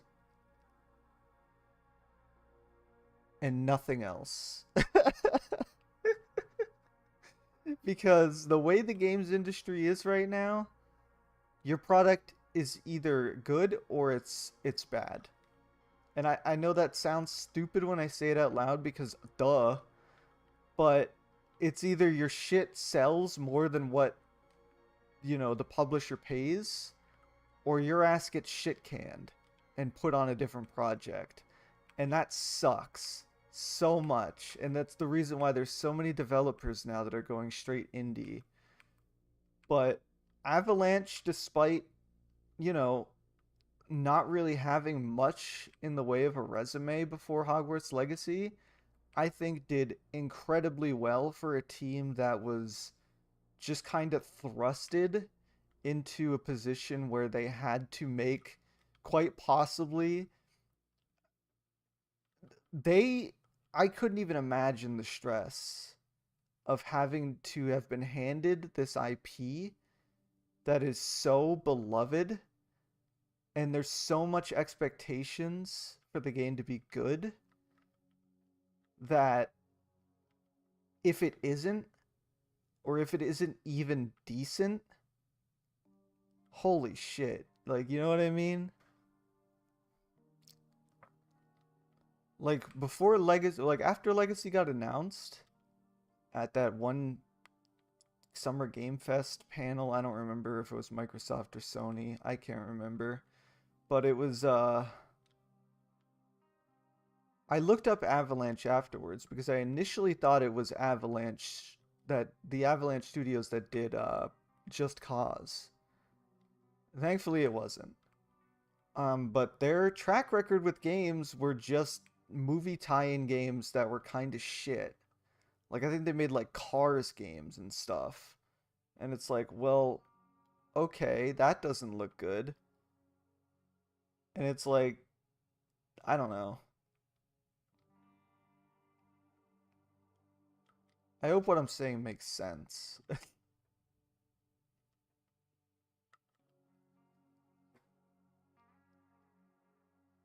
Don't know what to say. If done right, it could sell really well. It could.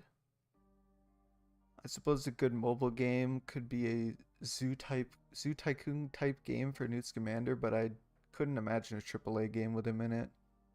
I get what you mean. One fail would probably make WB quit making Harry Potter games for a long time. Yeah, no, yeah, they did Cars 3. Yeah. They didn't do any big budget AAA game before Hogwarts Legacy, which is what makes what they made that much more impressive. I'm not saying that they ain't talented, you know, because obviously they are, especially after Legacy, right? But it's like, God, the fact that they managed to do what they did with Legacy, I know that budget is a huge thing, and they probably didn't have as much of a budget on some of their older movie tie-in games, which is unfortunate, obviously, because, no artist out there wants to have their work be so heavily uh, squandered by things like budget. And obviously, Warner Brothers saw that people really wanted a Harry Potter game, and they were like, okay, we're going to throw as much money as we can at it because we know it's going to sell off name alone, right? But I don't know. I'm like you said, I'm just worried that this is going to cause a blunder where they might think because the Quidditch game didn't sell as well as Legacy that people aren't as interested in Harry Potter games now. And that's not true. I think there's so many things they can do with a potential sequel to Hogwarts Legacy. There's so many things they could do. They could expand the castle. They could add more of the RP elements that people want, like being able to sleep in your dorm, like being able to sit in different places, to be able to go to classes every day. Just make the game bully, like I said. There's so much potential. And they have such an incredible foundation with Legacy in terms of combat, in terms of having the general scope of the landscape and the castle pretty much done. All they need to do is make the interior bigger, and I doubt anybody would give a shit that it's the same castle on the outside. I wouldn't. They could add Quidditch because it's kind of stupid that it was never put in there in the first place, considering the flight mechanics.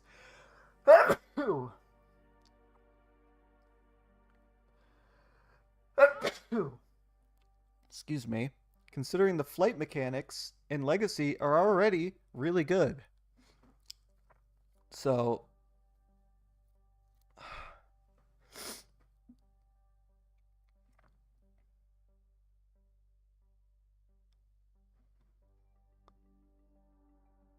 Harry Potter is still. Or, oh, I'm just hoping they go to high. Or hoping to high heavens that they don't screw up Hogwarts Legacy 2. Or else WB screws it up for them, because what they did is so impressive. It really is. Like I said, they went from building fucking garbage licensed games with shit budgets to making arguably one of the best games of last year. It is a gorgeous looking game. It runs really well. They got it to work on all platforms, which is insane. Um, it's full of content. There's no microtransactions. Well, there is, but there's no obnoxious microtransactions. I think it is such a shame and such a missed opportunity on Warner Brothers' part to not greenlight a DLC. There should be a big DLC for that game. Just straight up. Like, everybody wants it. Everybody. I have not met a single person who thought, yeah, you know what we got with Hogwarts Legacy, that's enough. It's not. I mean, it is. But who the hell wouldn't want a DLC for that game? It would sell so well. Especially when you compare the amount of sales that the game itself had, which were insane, by the way. That game sold incredibly well. If I'm not mistaken, I believe it is the most sold game last year, which is great. But that also again feeds into the worry that if they start seeing the numbers for the Quidditch game, they might think, well, fuck, this isn't making money anymore. We need to shut it down. And that could really fucking suck. There's apparently a Hogwarts Legacy Director's Cut coming. I've seen the rumor. I don't know if I believe it. We'll see. I ain't holding my breath, to be honest.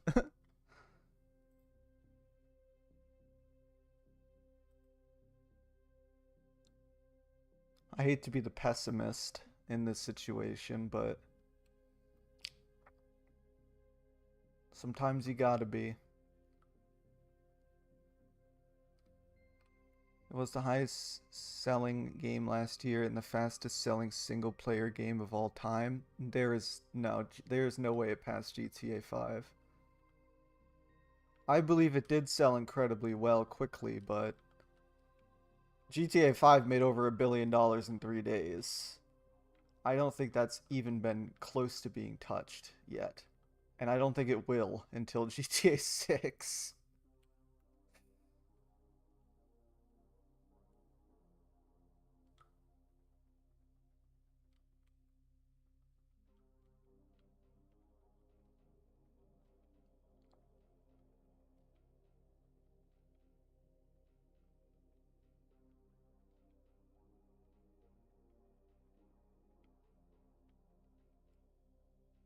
Was the fourth? What is ahead of it? GTA 5 was first, yeah. I knew that.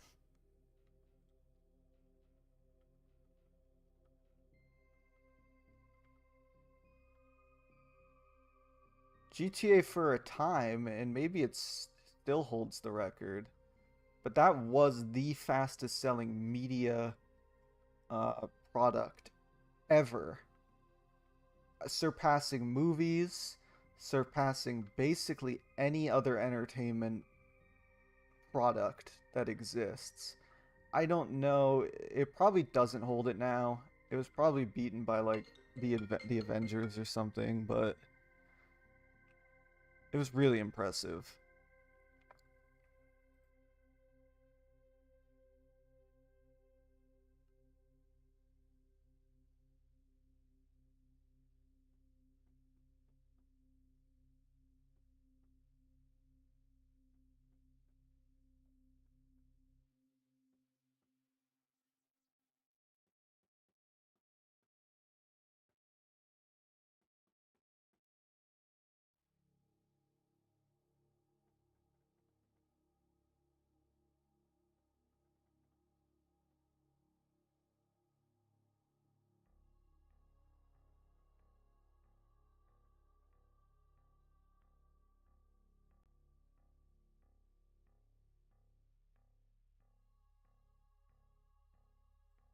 Damn.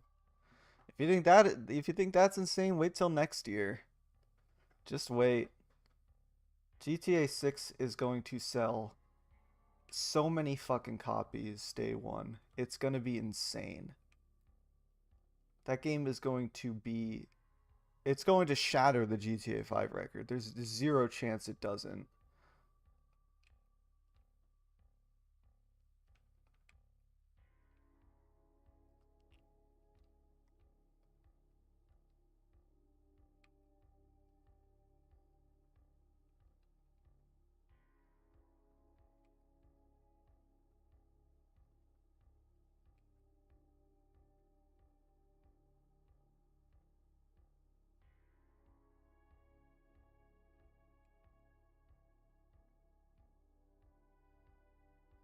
They can't seriously be expecting Quidditch Champions to sell like that though, can they? It's not even going to be full priced, is it? Um, I don't know. And you might be right. I mean, I could be wrong in this scenario. Yeah, like they very well could expect it to do relatively good off name alone and then, just not do nearly as good as Legacy. It's just I don't trust them. I don't. I just don't.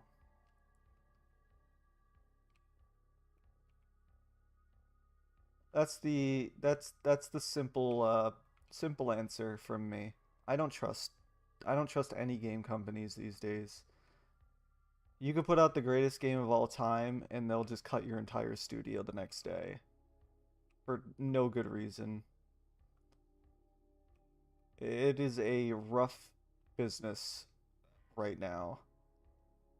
And again, that's why you see so many studios going indie these days.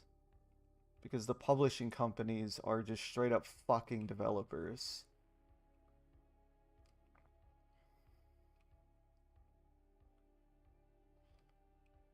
Don't get me wrong, there is companies I trust with games. I think Rockstar is one of the only few you can still trust to this day. I think Bethesda generally for the most part are pretty good. I know there's some contention with them and their paid mod system, but I work for the fucking Minecraft marketplace. I already make paid mods. So I can't really say that it's bad when Bethesda does it, but it's okay when Minecraft does it. Um, Naughty Dog usually are incredible whenever they drop a game that's not a remaster. Most Sony exclusive games are pretty fucking good. And but Sony closes studios just as much as anyone else. Need to bully devs to make a Harry Potter game? So Rockstar. And yes, if the next Harry Potter game isn't more like Bully, then it is a huge missed opportunity. That game is the perfect idea of what a Harry Potter game should be.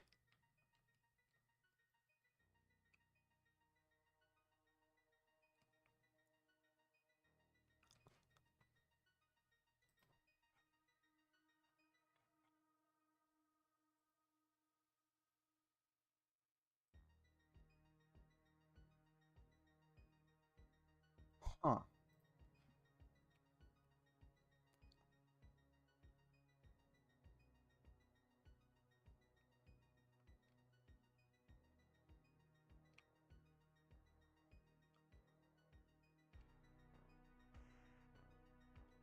Also, no, Billy, this is not my second time building the Legacy Castle.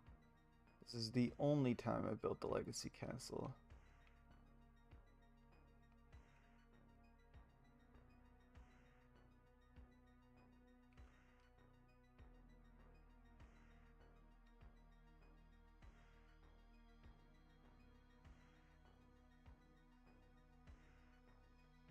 Game where you could play as an Auror would be cool too.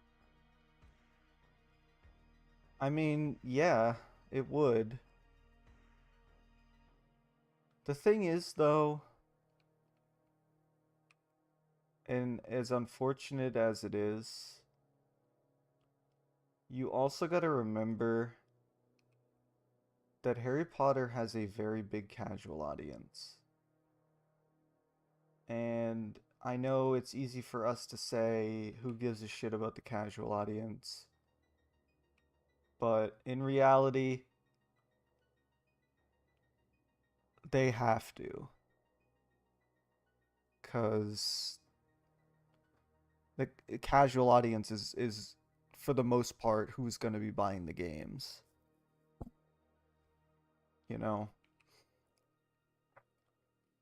So as cool as an idea of, like, you know, an Auror-based game, I would hazard to guess that there is more than a few Harry Potter fans who don't know what an Auror actually is.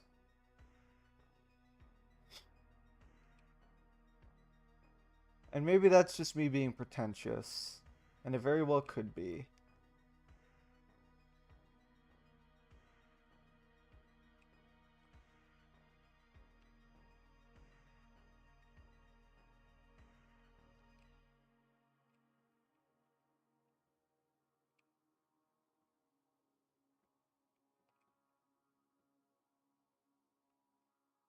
I just think their best bet from now until forever, unless they decide to do some spin-offs, is to just take the foundation that they made with Legacy and just improve it, refine it, make it better for the user, and that's it. Obviously, make some innovations where it matters and it makes sense, but just make Bully. That's what everybody wanted before the game came out. Just make Bully. It's okay.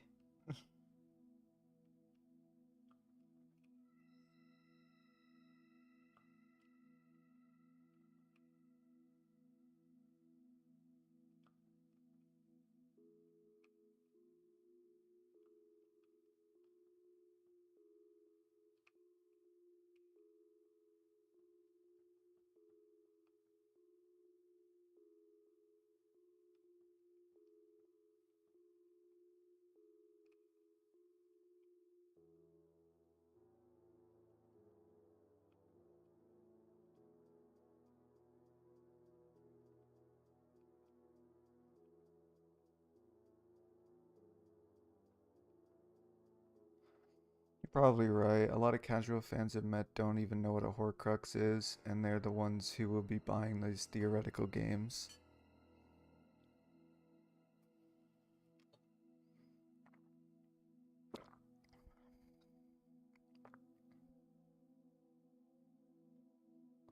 Yeah, I mean, look, some games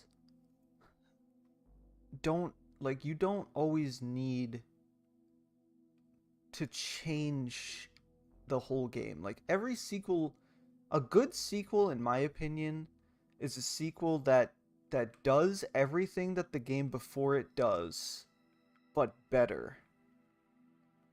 right? Like a perfect example.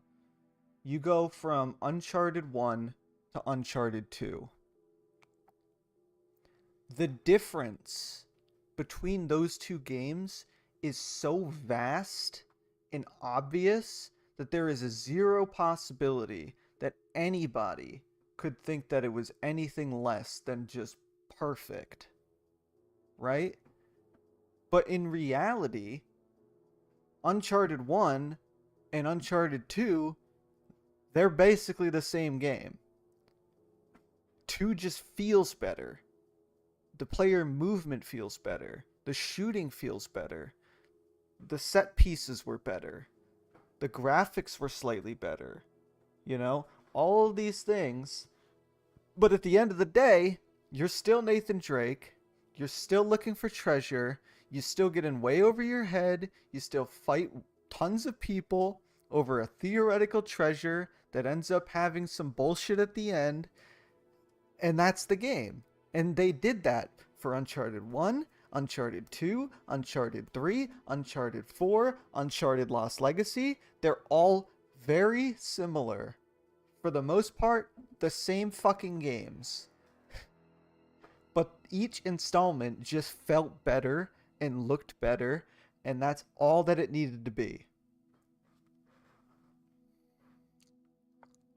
I feel like these days we're stuck in this weird limbo, and it's because there's so many wannabe like game reviewers and stuff who are like, oh, actually, God of War Ragnarok just feels like God of War 2018. And it's like, well, no shit. Why is that a bad thing? Like, I don't get it. People want so much from developers. They want every game to be different and unique in its own way. And yes, that is nice. But it's so seldom that a company can take one of their IPs and continually change it between each game. And it's funny because some of the most popular games out right now, at least in terms of like streaming and like like content creation, are from soft games.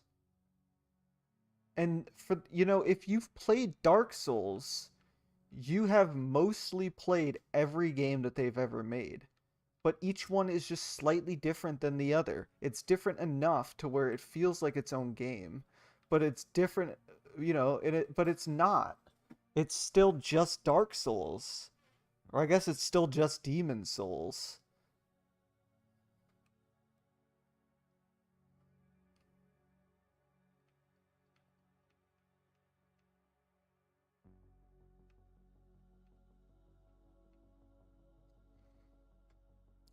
The sequel feels like a predecessor.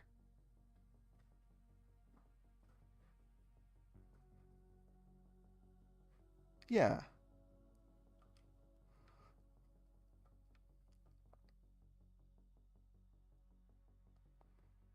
Same franchise in what? Uncharted?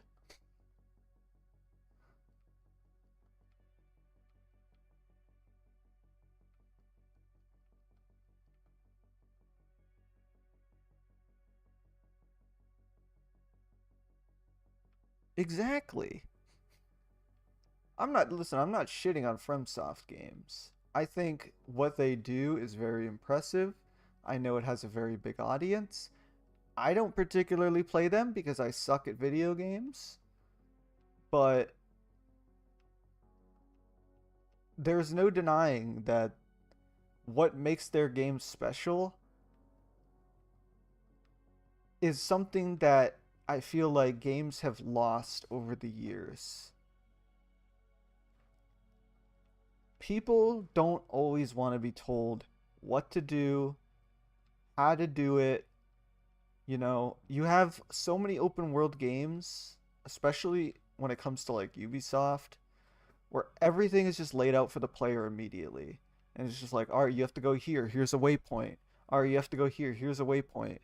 here, follow this road, go this way. And it's like, well, your game world is open world, but it plays like it's not. And that's the biggest problem. If you've seen my Twitter account, you've seen that I shit on Ghost of Tsushima a lot. And it's because that game to me is the definition of a game that did not try to reinvent any sort of wheel and just stuck with what worked in the industry right now. It is the safe bet. It's too simple. It would play better if it was linear.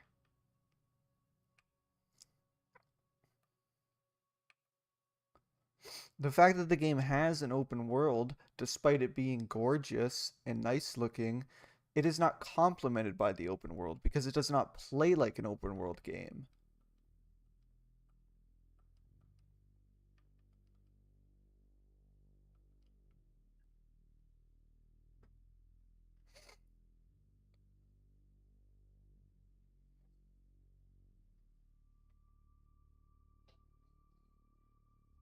You load up Elden Ring and there is not a single objective marker in sight. Pure bliss.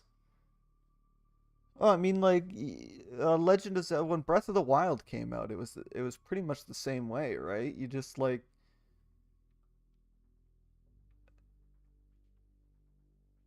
it's almost not even it's almost not even innovation these days, right? When you see a game that's open world and it's just like, we're not going to hold your hand in this game, and it's like, sick, that's awesome.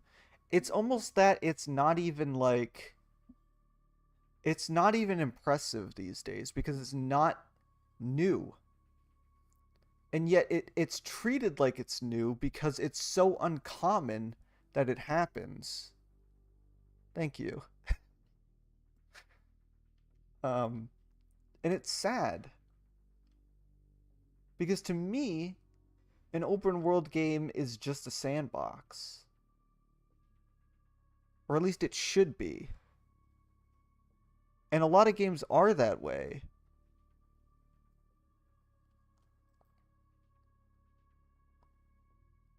It's kind of working backwards, but in a good way. Yeah, I mean, yeah,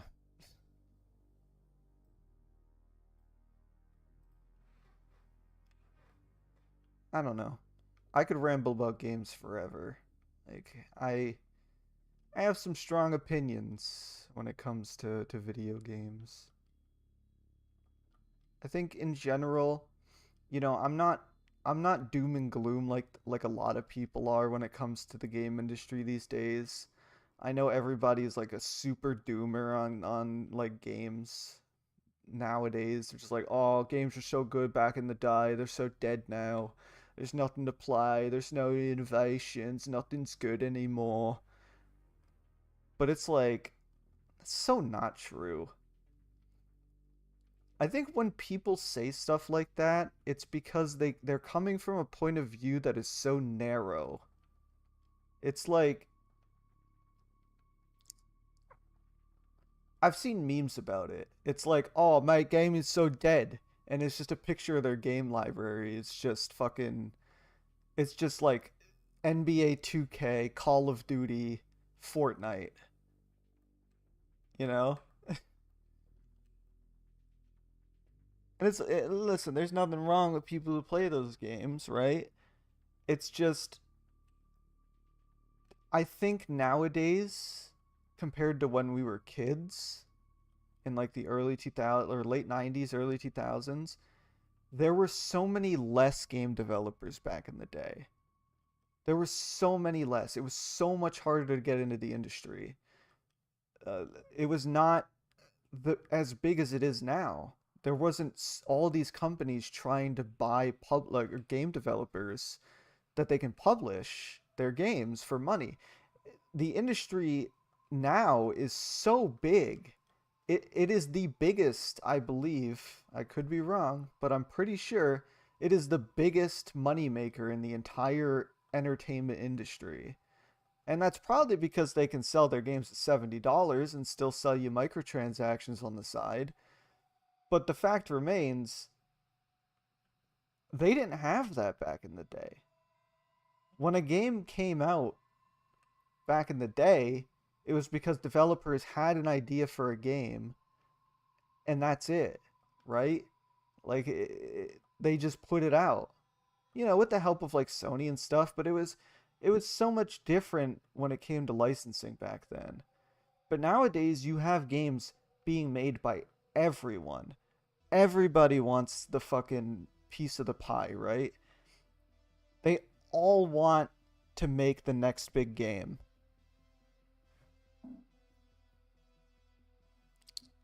So you've always got 50 games coming out that are the same as the other, right? Like, just pay if you paid attention to Summer Games Fest this year. There's like 5 new Overwatch clones. Why do we need 5 Overwatch clones? Well, because they look at Overwatch and they're like, holy shit, it's making so much money. We need to do that. And it's like that's not the death of the industry. That's just there are developers out there who are forced to make games for publishers, and publishers just want to bank in on whatever's popular right now.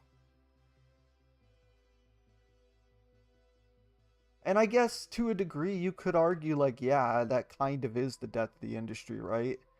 But like, I don't know. I think all it takes for you to enjoy gaming again, for all the people who are like doom and gloom about it, all it would take is for them to just find a game that's fucking good and just play it. Because there's so many. We're so spoiled nowadays when it comes to good games. When I was a kid, I didn't know if a fucking game was going to be good.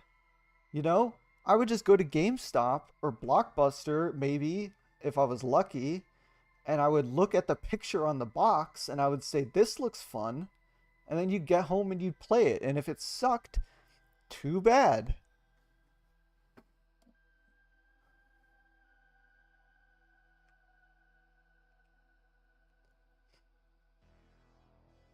And then there's the other side of the argument where, like, oh man, games are so broken nowadays. They're so busted.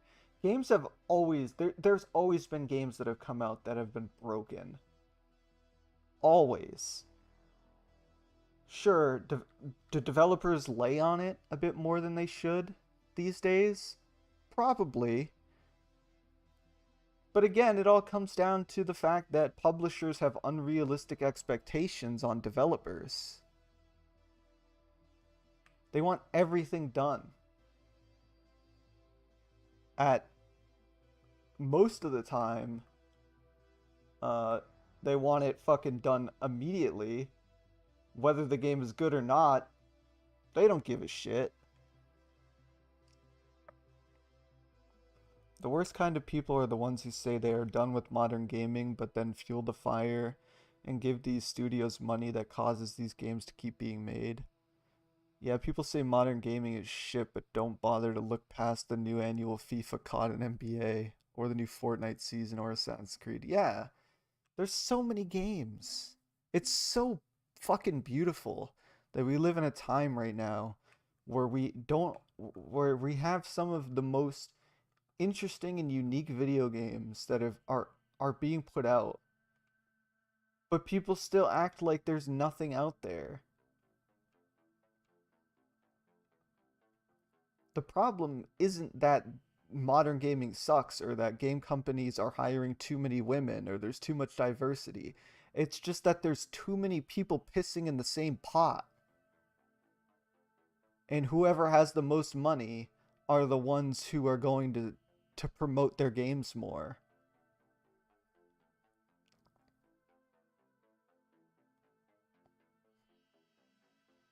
Unrelated, but I'm about to watch Prisoner of Azkaban after the stream. So excited.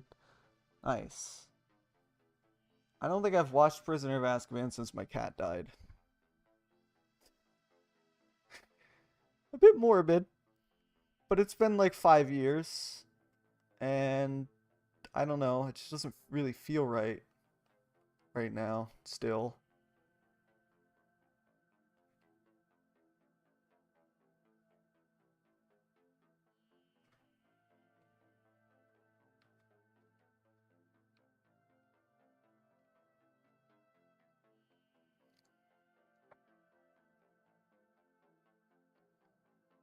My throat kind of hurts now, man. I got off on a tangent, and it's just game over for me.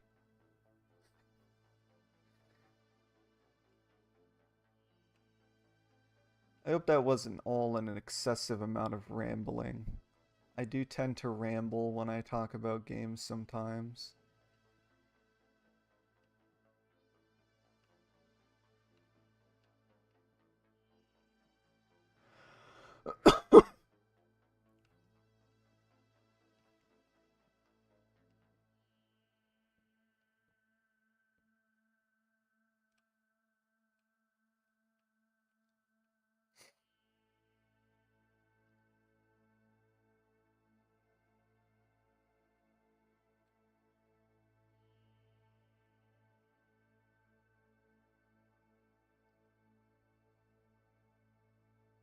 But yeah, I think that's gonna be it for me today, because I want to go play some custom zombies.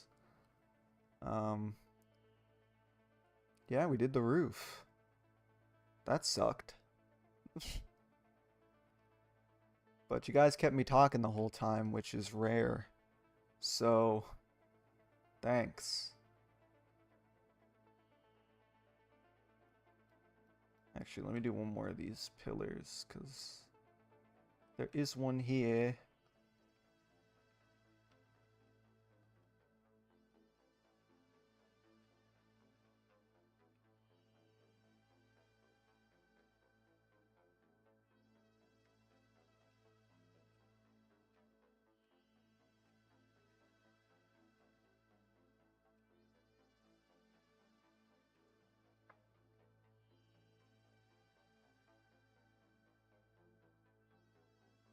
You too, Billy.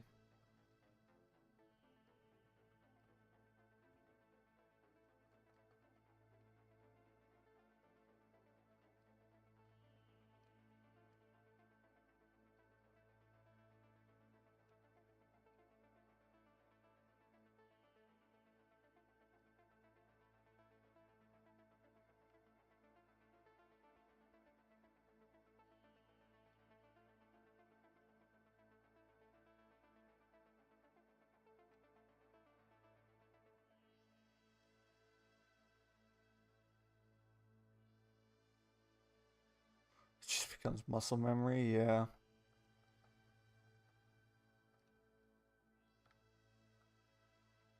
The human brain is an interesting thing.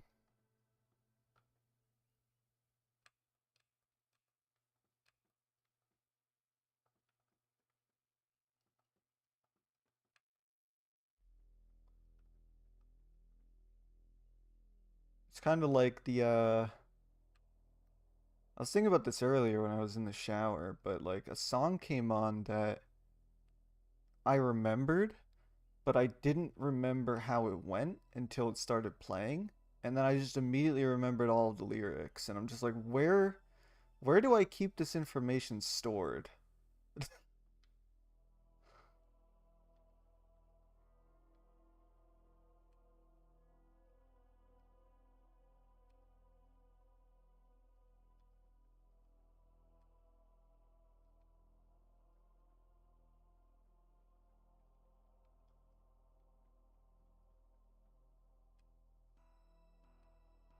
Where do I keep the information stored, and how much of the brain is it using? Because I ain't got much, and I don't want it to be overcrowding my brain.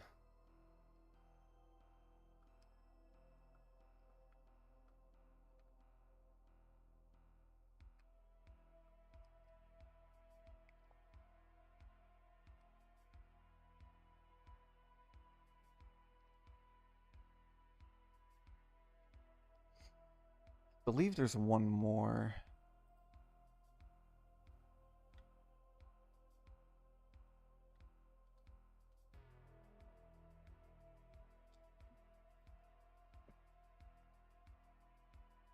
Uh-oh. I don't have the right amount of windows. What?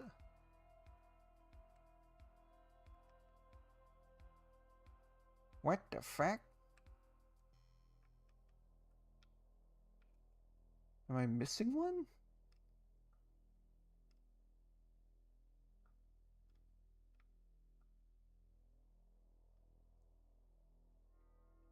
8 windows?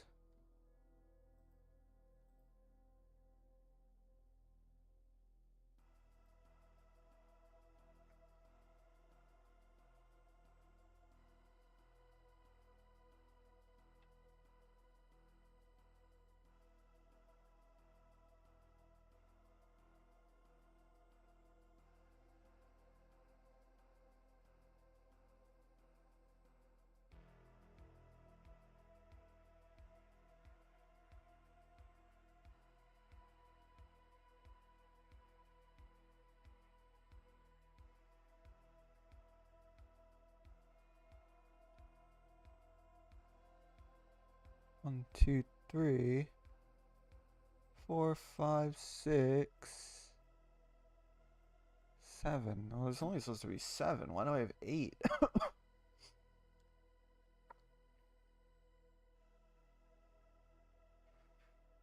Oh, wait, no, I see one there. 1, 2, 3, 4, 5, 6, 7, 8. I have 8. But why is. Huh? Why am I missing a window?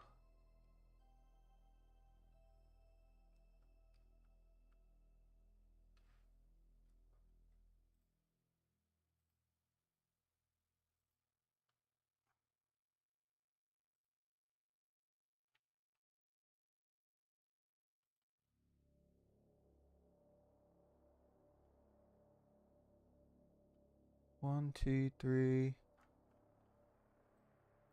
four, five.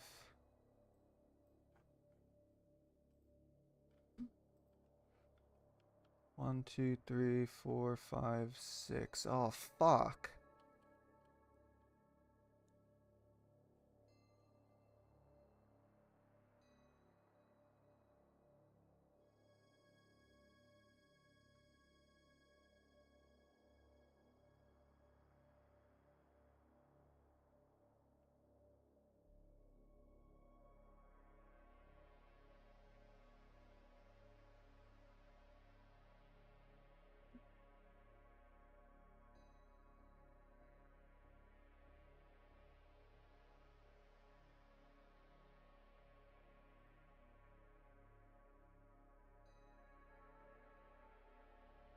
Okay, no, there's 6. There's supposed to be there's 6. Look, one, two, three, four, five, 6. There's 6 windows there. 1, 2, 3, 4, 5, 6. 6 windows in the main hall. So why is it that I'm missing one up there?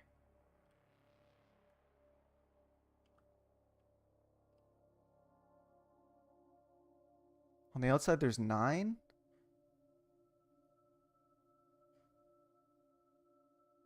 So I've just missed one.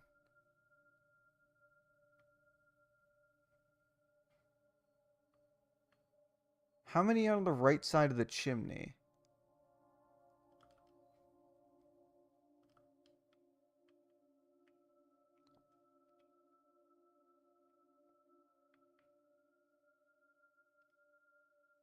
Because, like, I have it 4 and 4.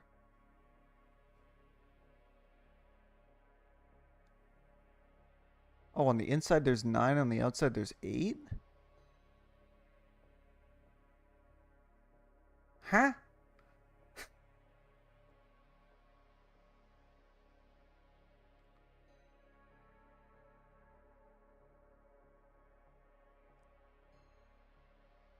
Now, why the fuck would they do that?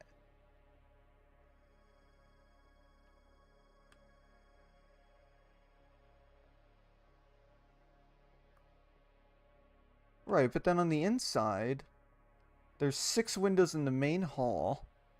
Just established that. And then up here, there's 3.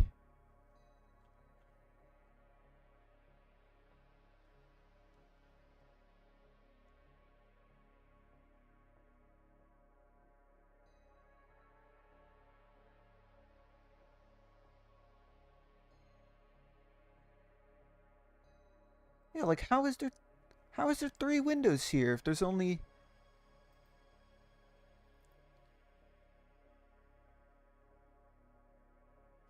Like, look, here's the chimney, right?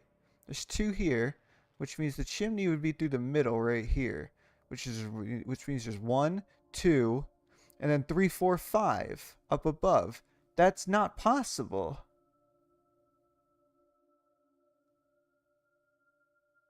Okay, I know. I knew I wasn't on crack. That's fucked. uh, that is weird. You know what's another thing I was looking at today is somebody in Drag's Discord server posted some screenshots that they took using the photo mode, and I was looking at this image that they took, which is of the Grand Staircase Tower, obviously.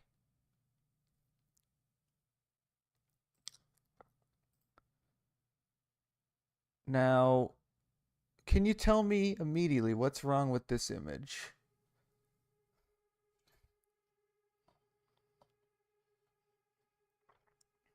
I'll do a side by side comparison here.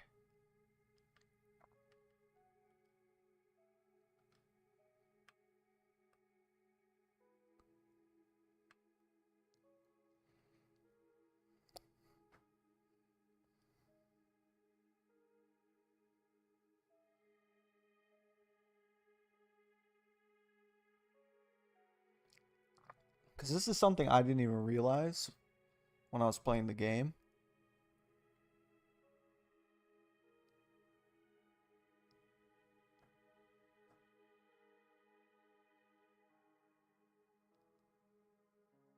Bingo!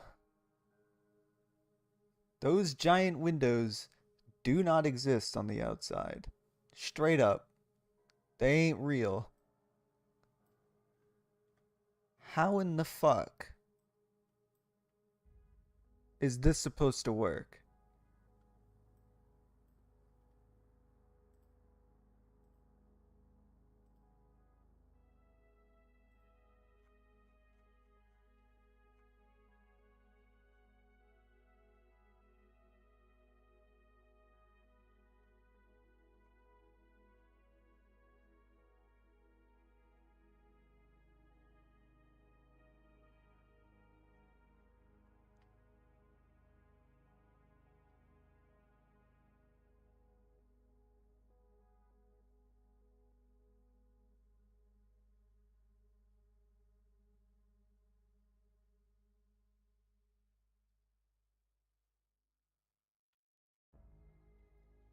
Do I even have pictures of the fucking Grand Staircase Tower?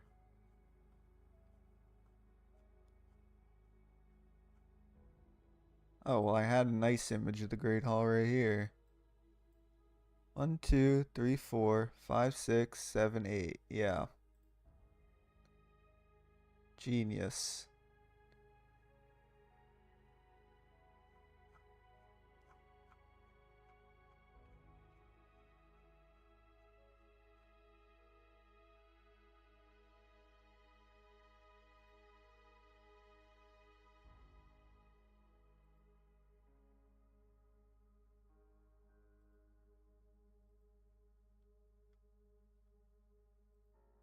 But yeah, look at this image of the front of the Grand Staircase in game. I know it's really low quality because I'm zooming in a lot. But where the fuck are those windows? That's what I'd like to know. Apparently they exist. And also the windows go up here. And they do not do that on the outside. They're just straight like they are in the movies. What gives there?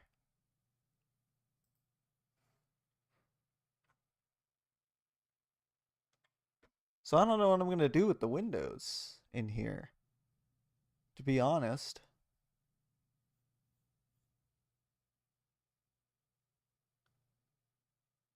But whatever. That's for another time. I don't care. in the interim, I guess I'm just gonna have to omit the second window in the Great Hall, or the third window in the Great Hall, because if I put another window in at the end, it will become unsymmetrical on the outside, which is ugly. And there's supposed to be quite a big gap between the front here and this window on the outside. So you put a window in there and then suddenly there's no gap. Plus it's not lined up with the turrets on the outside. And fuck that. Just fuck that. Not doing it. It's impossible.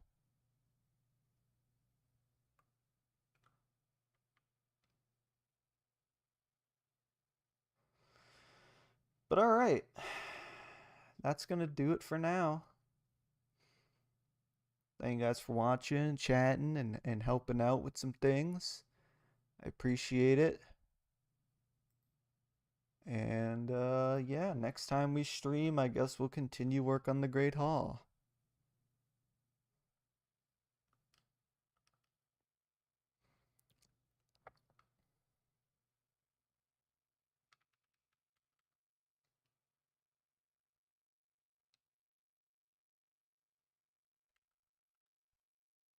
Bye bye.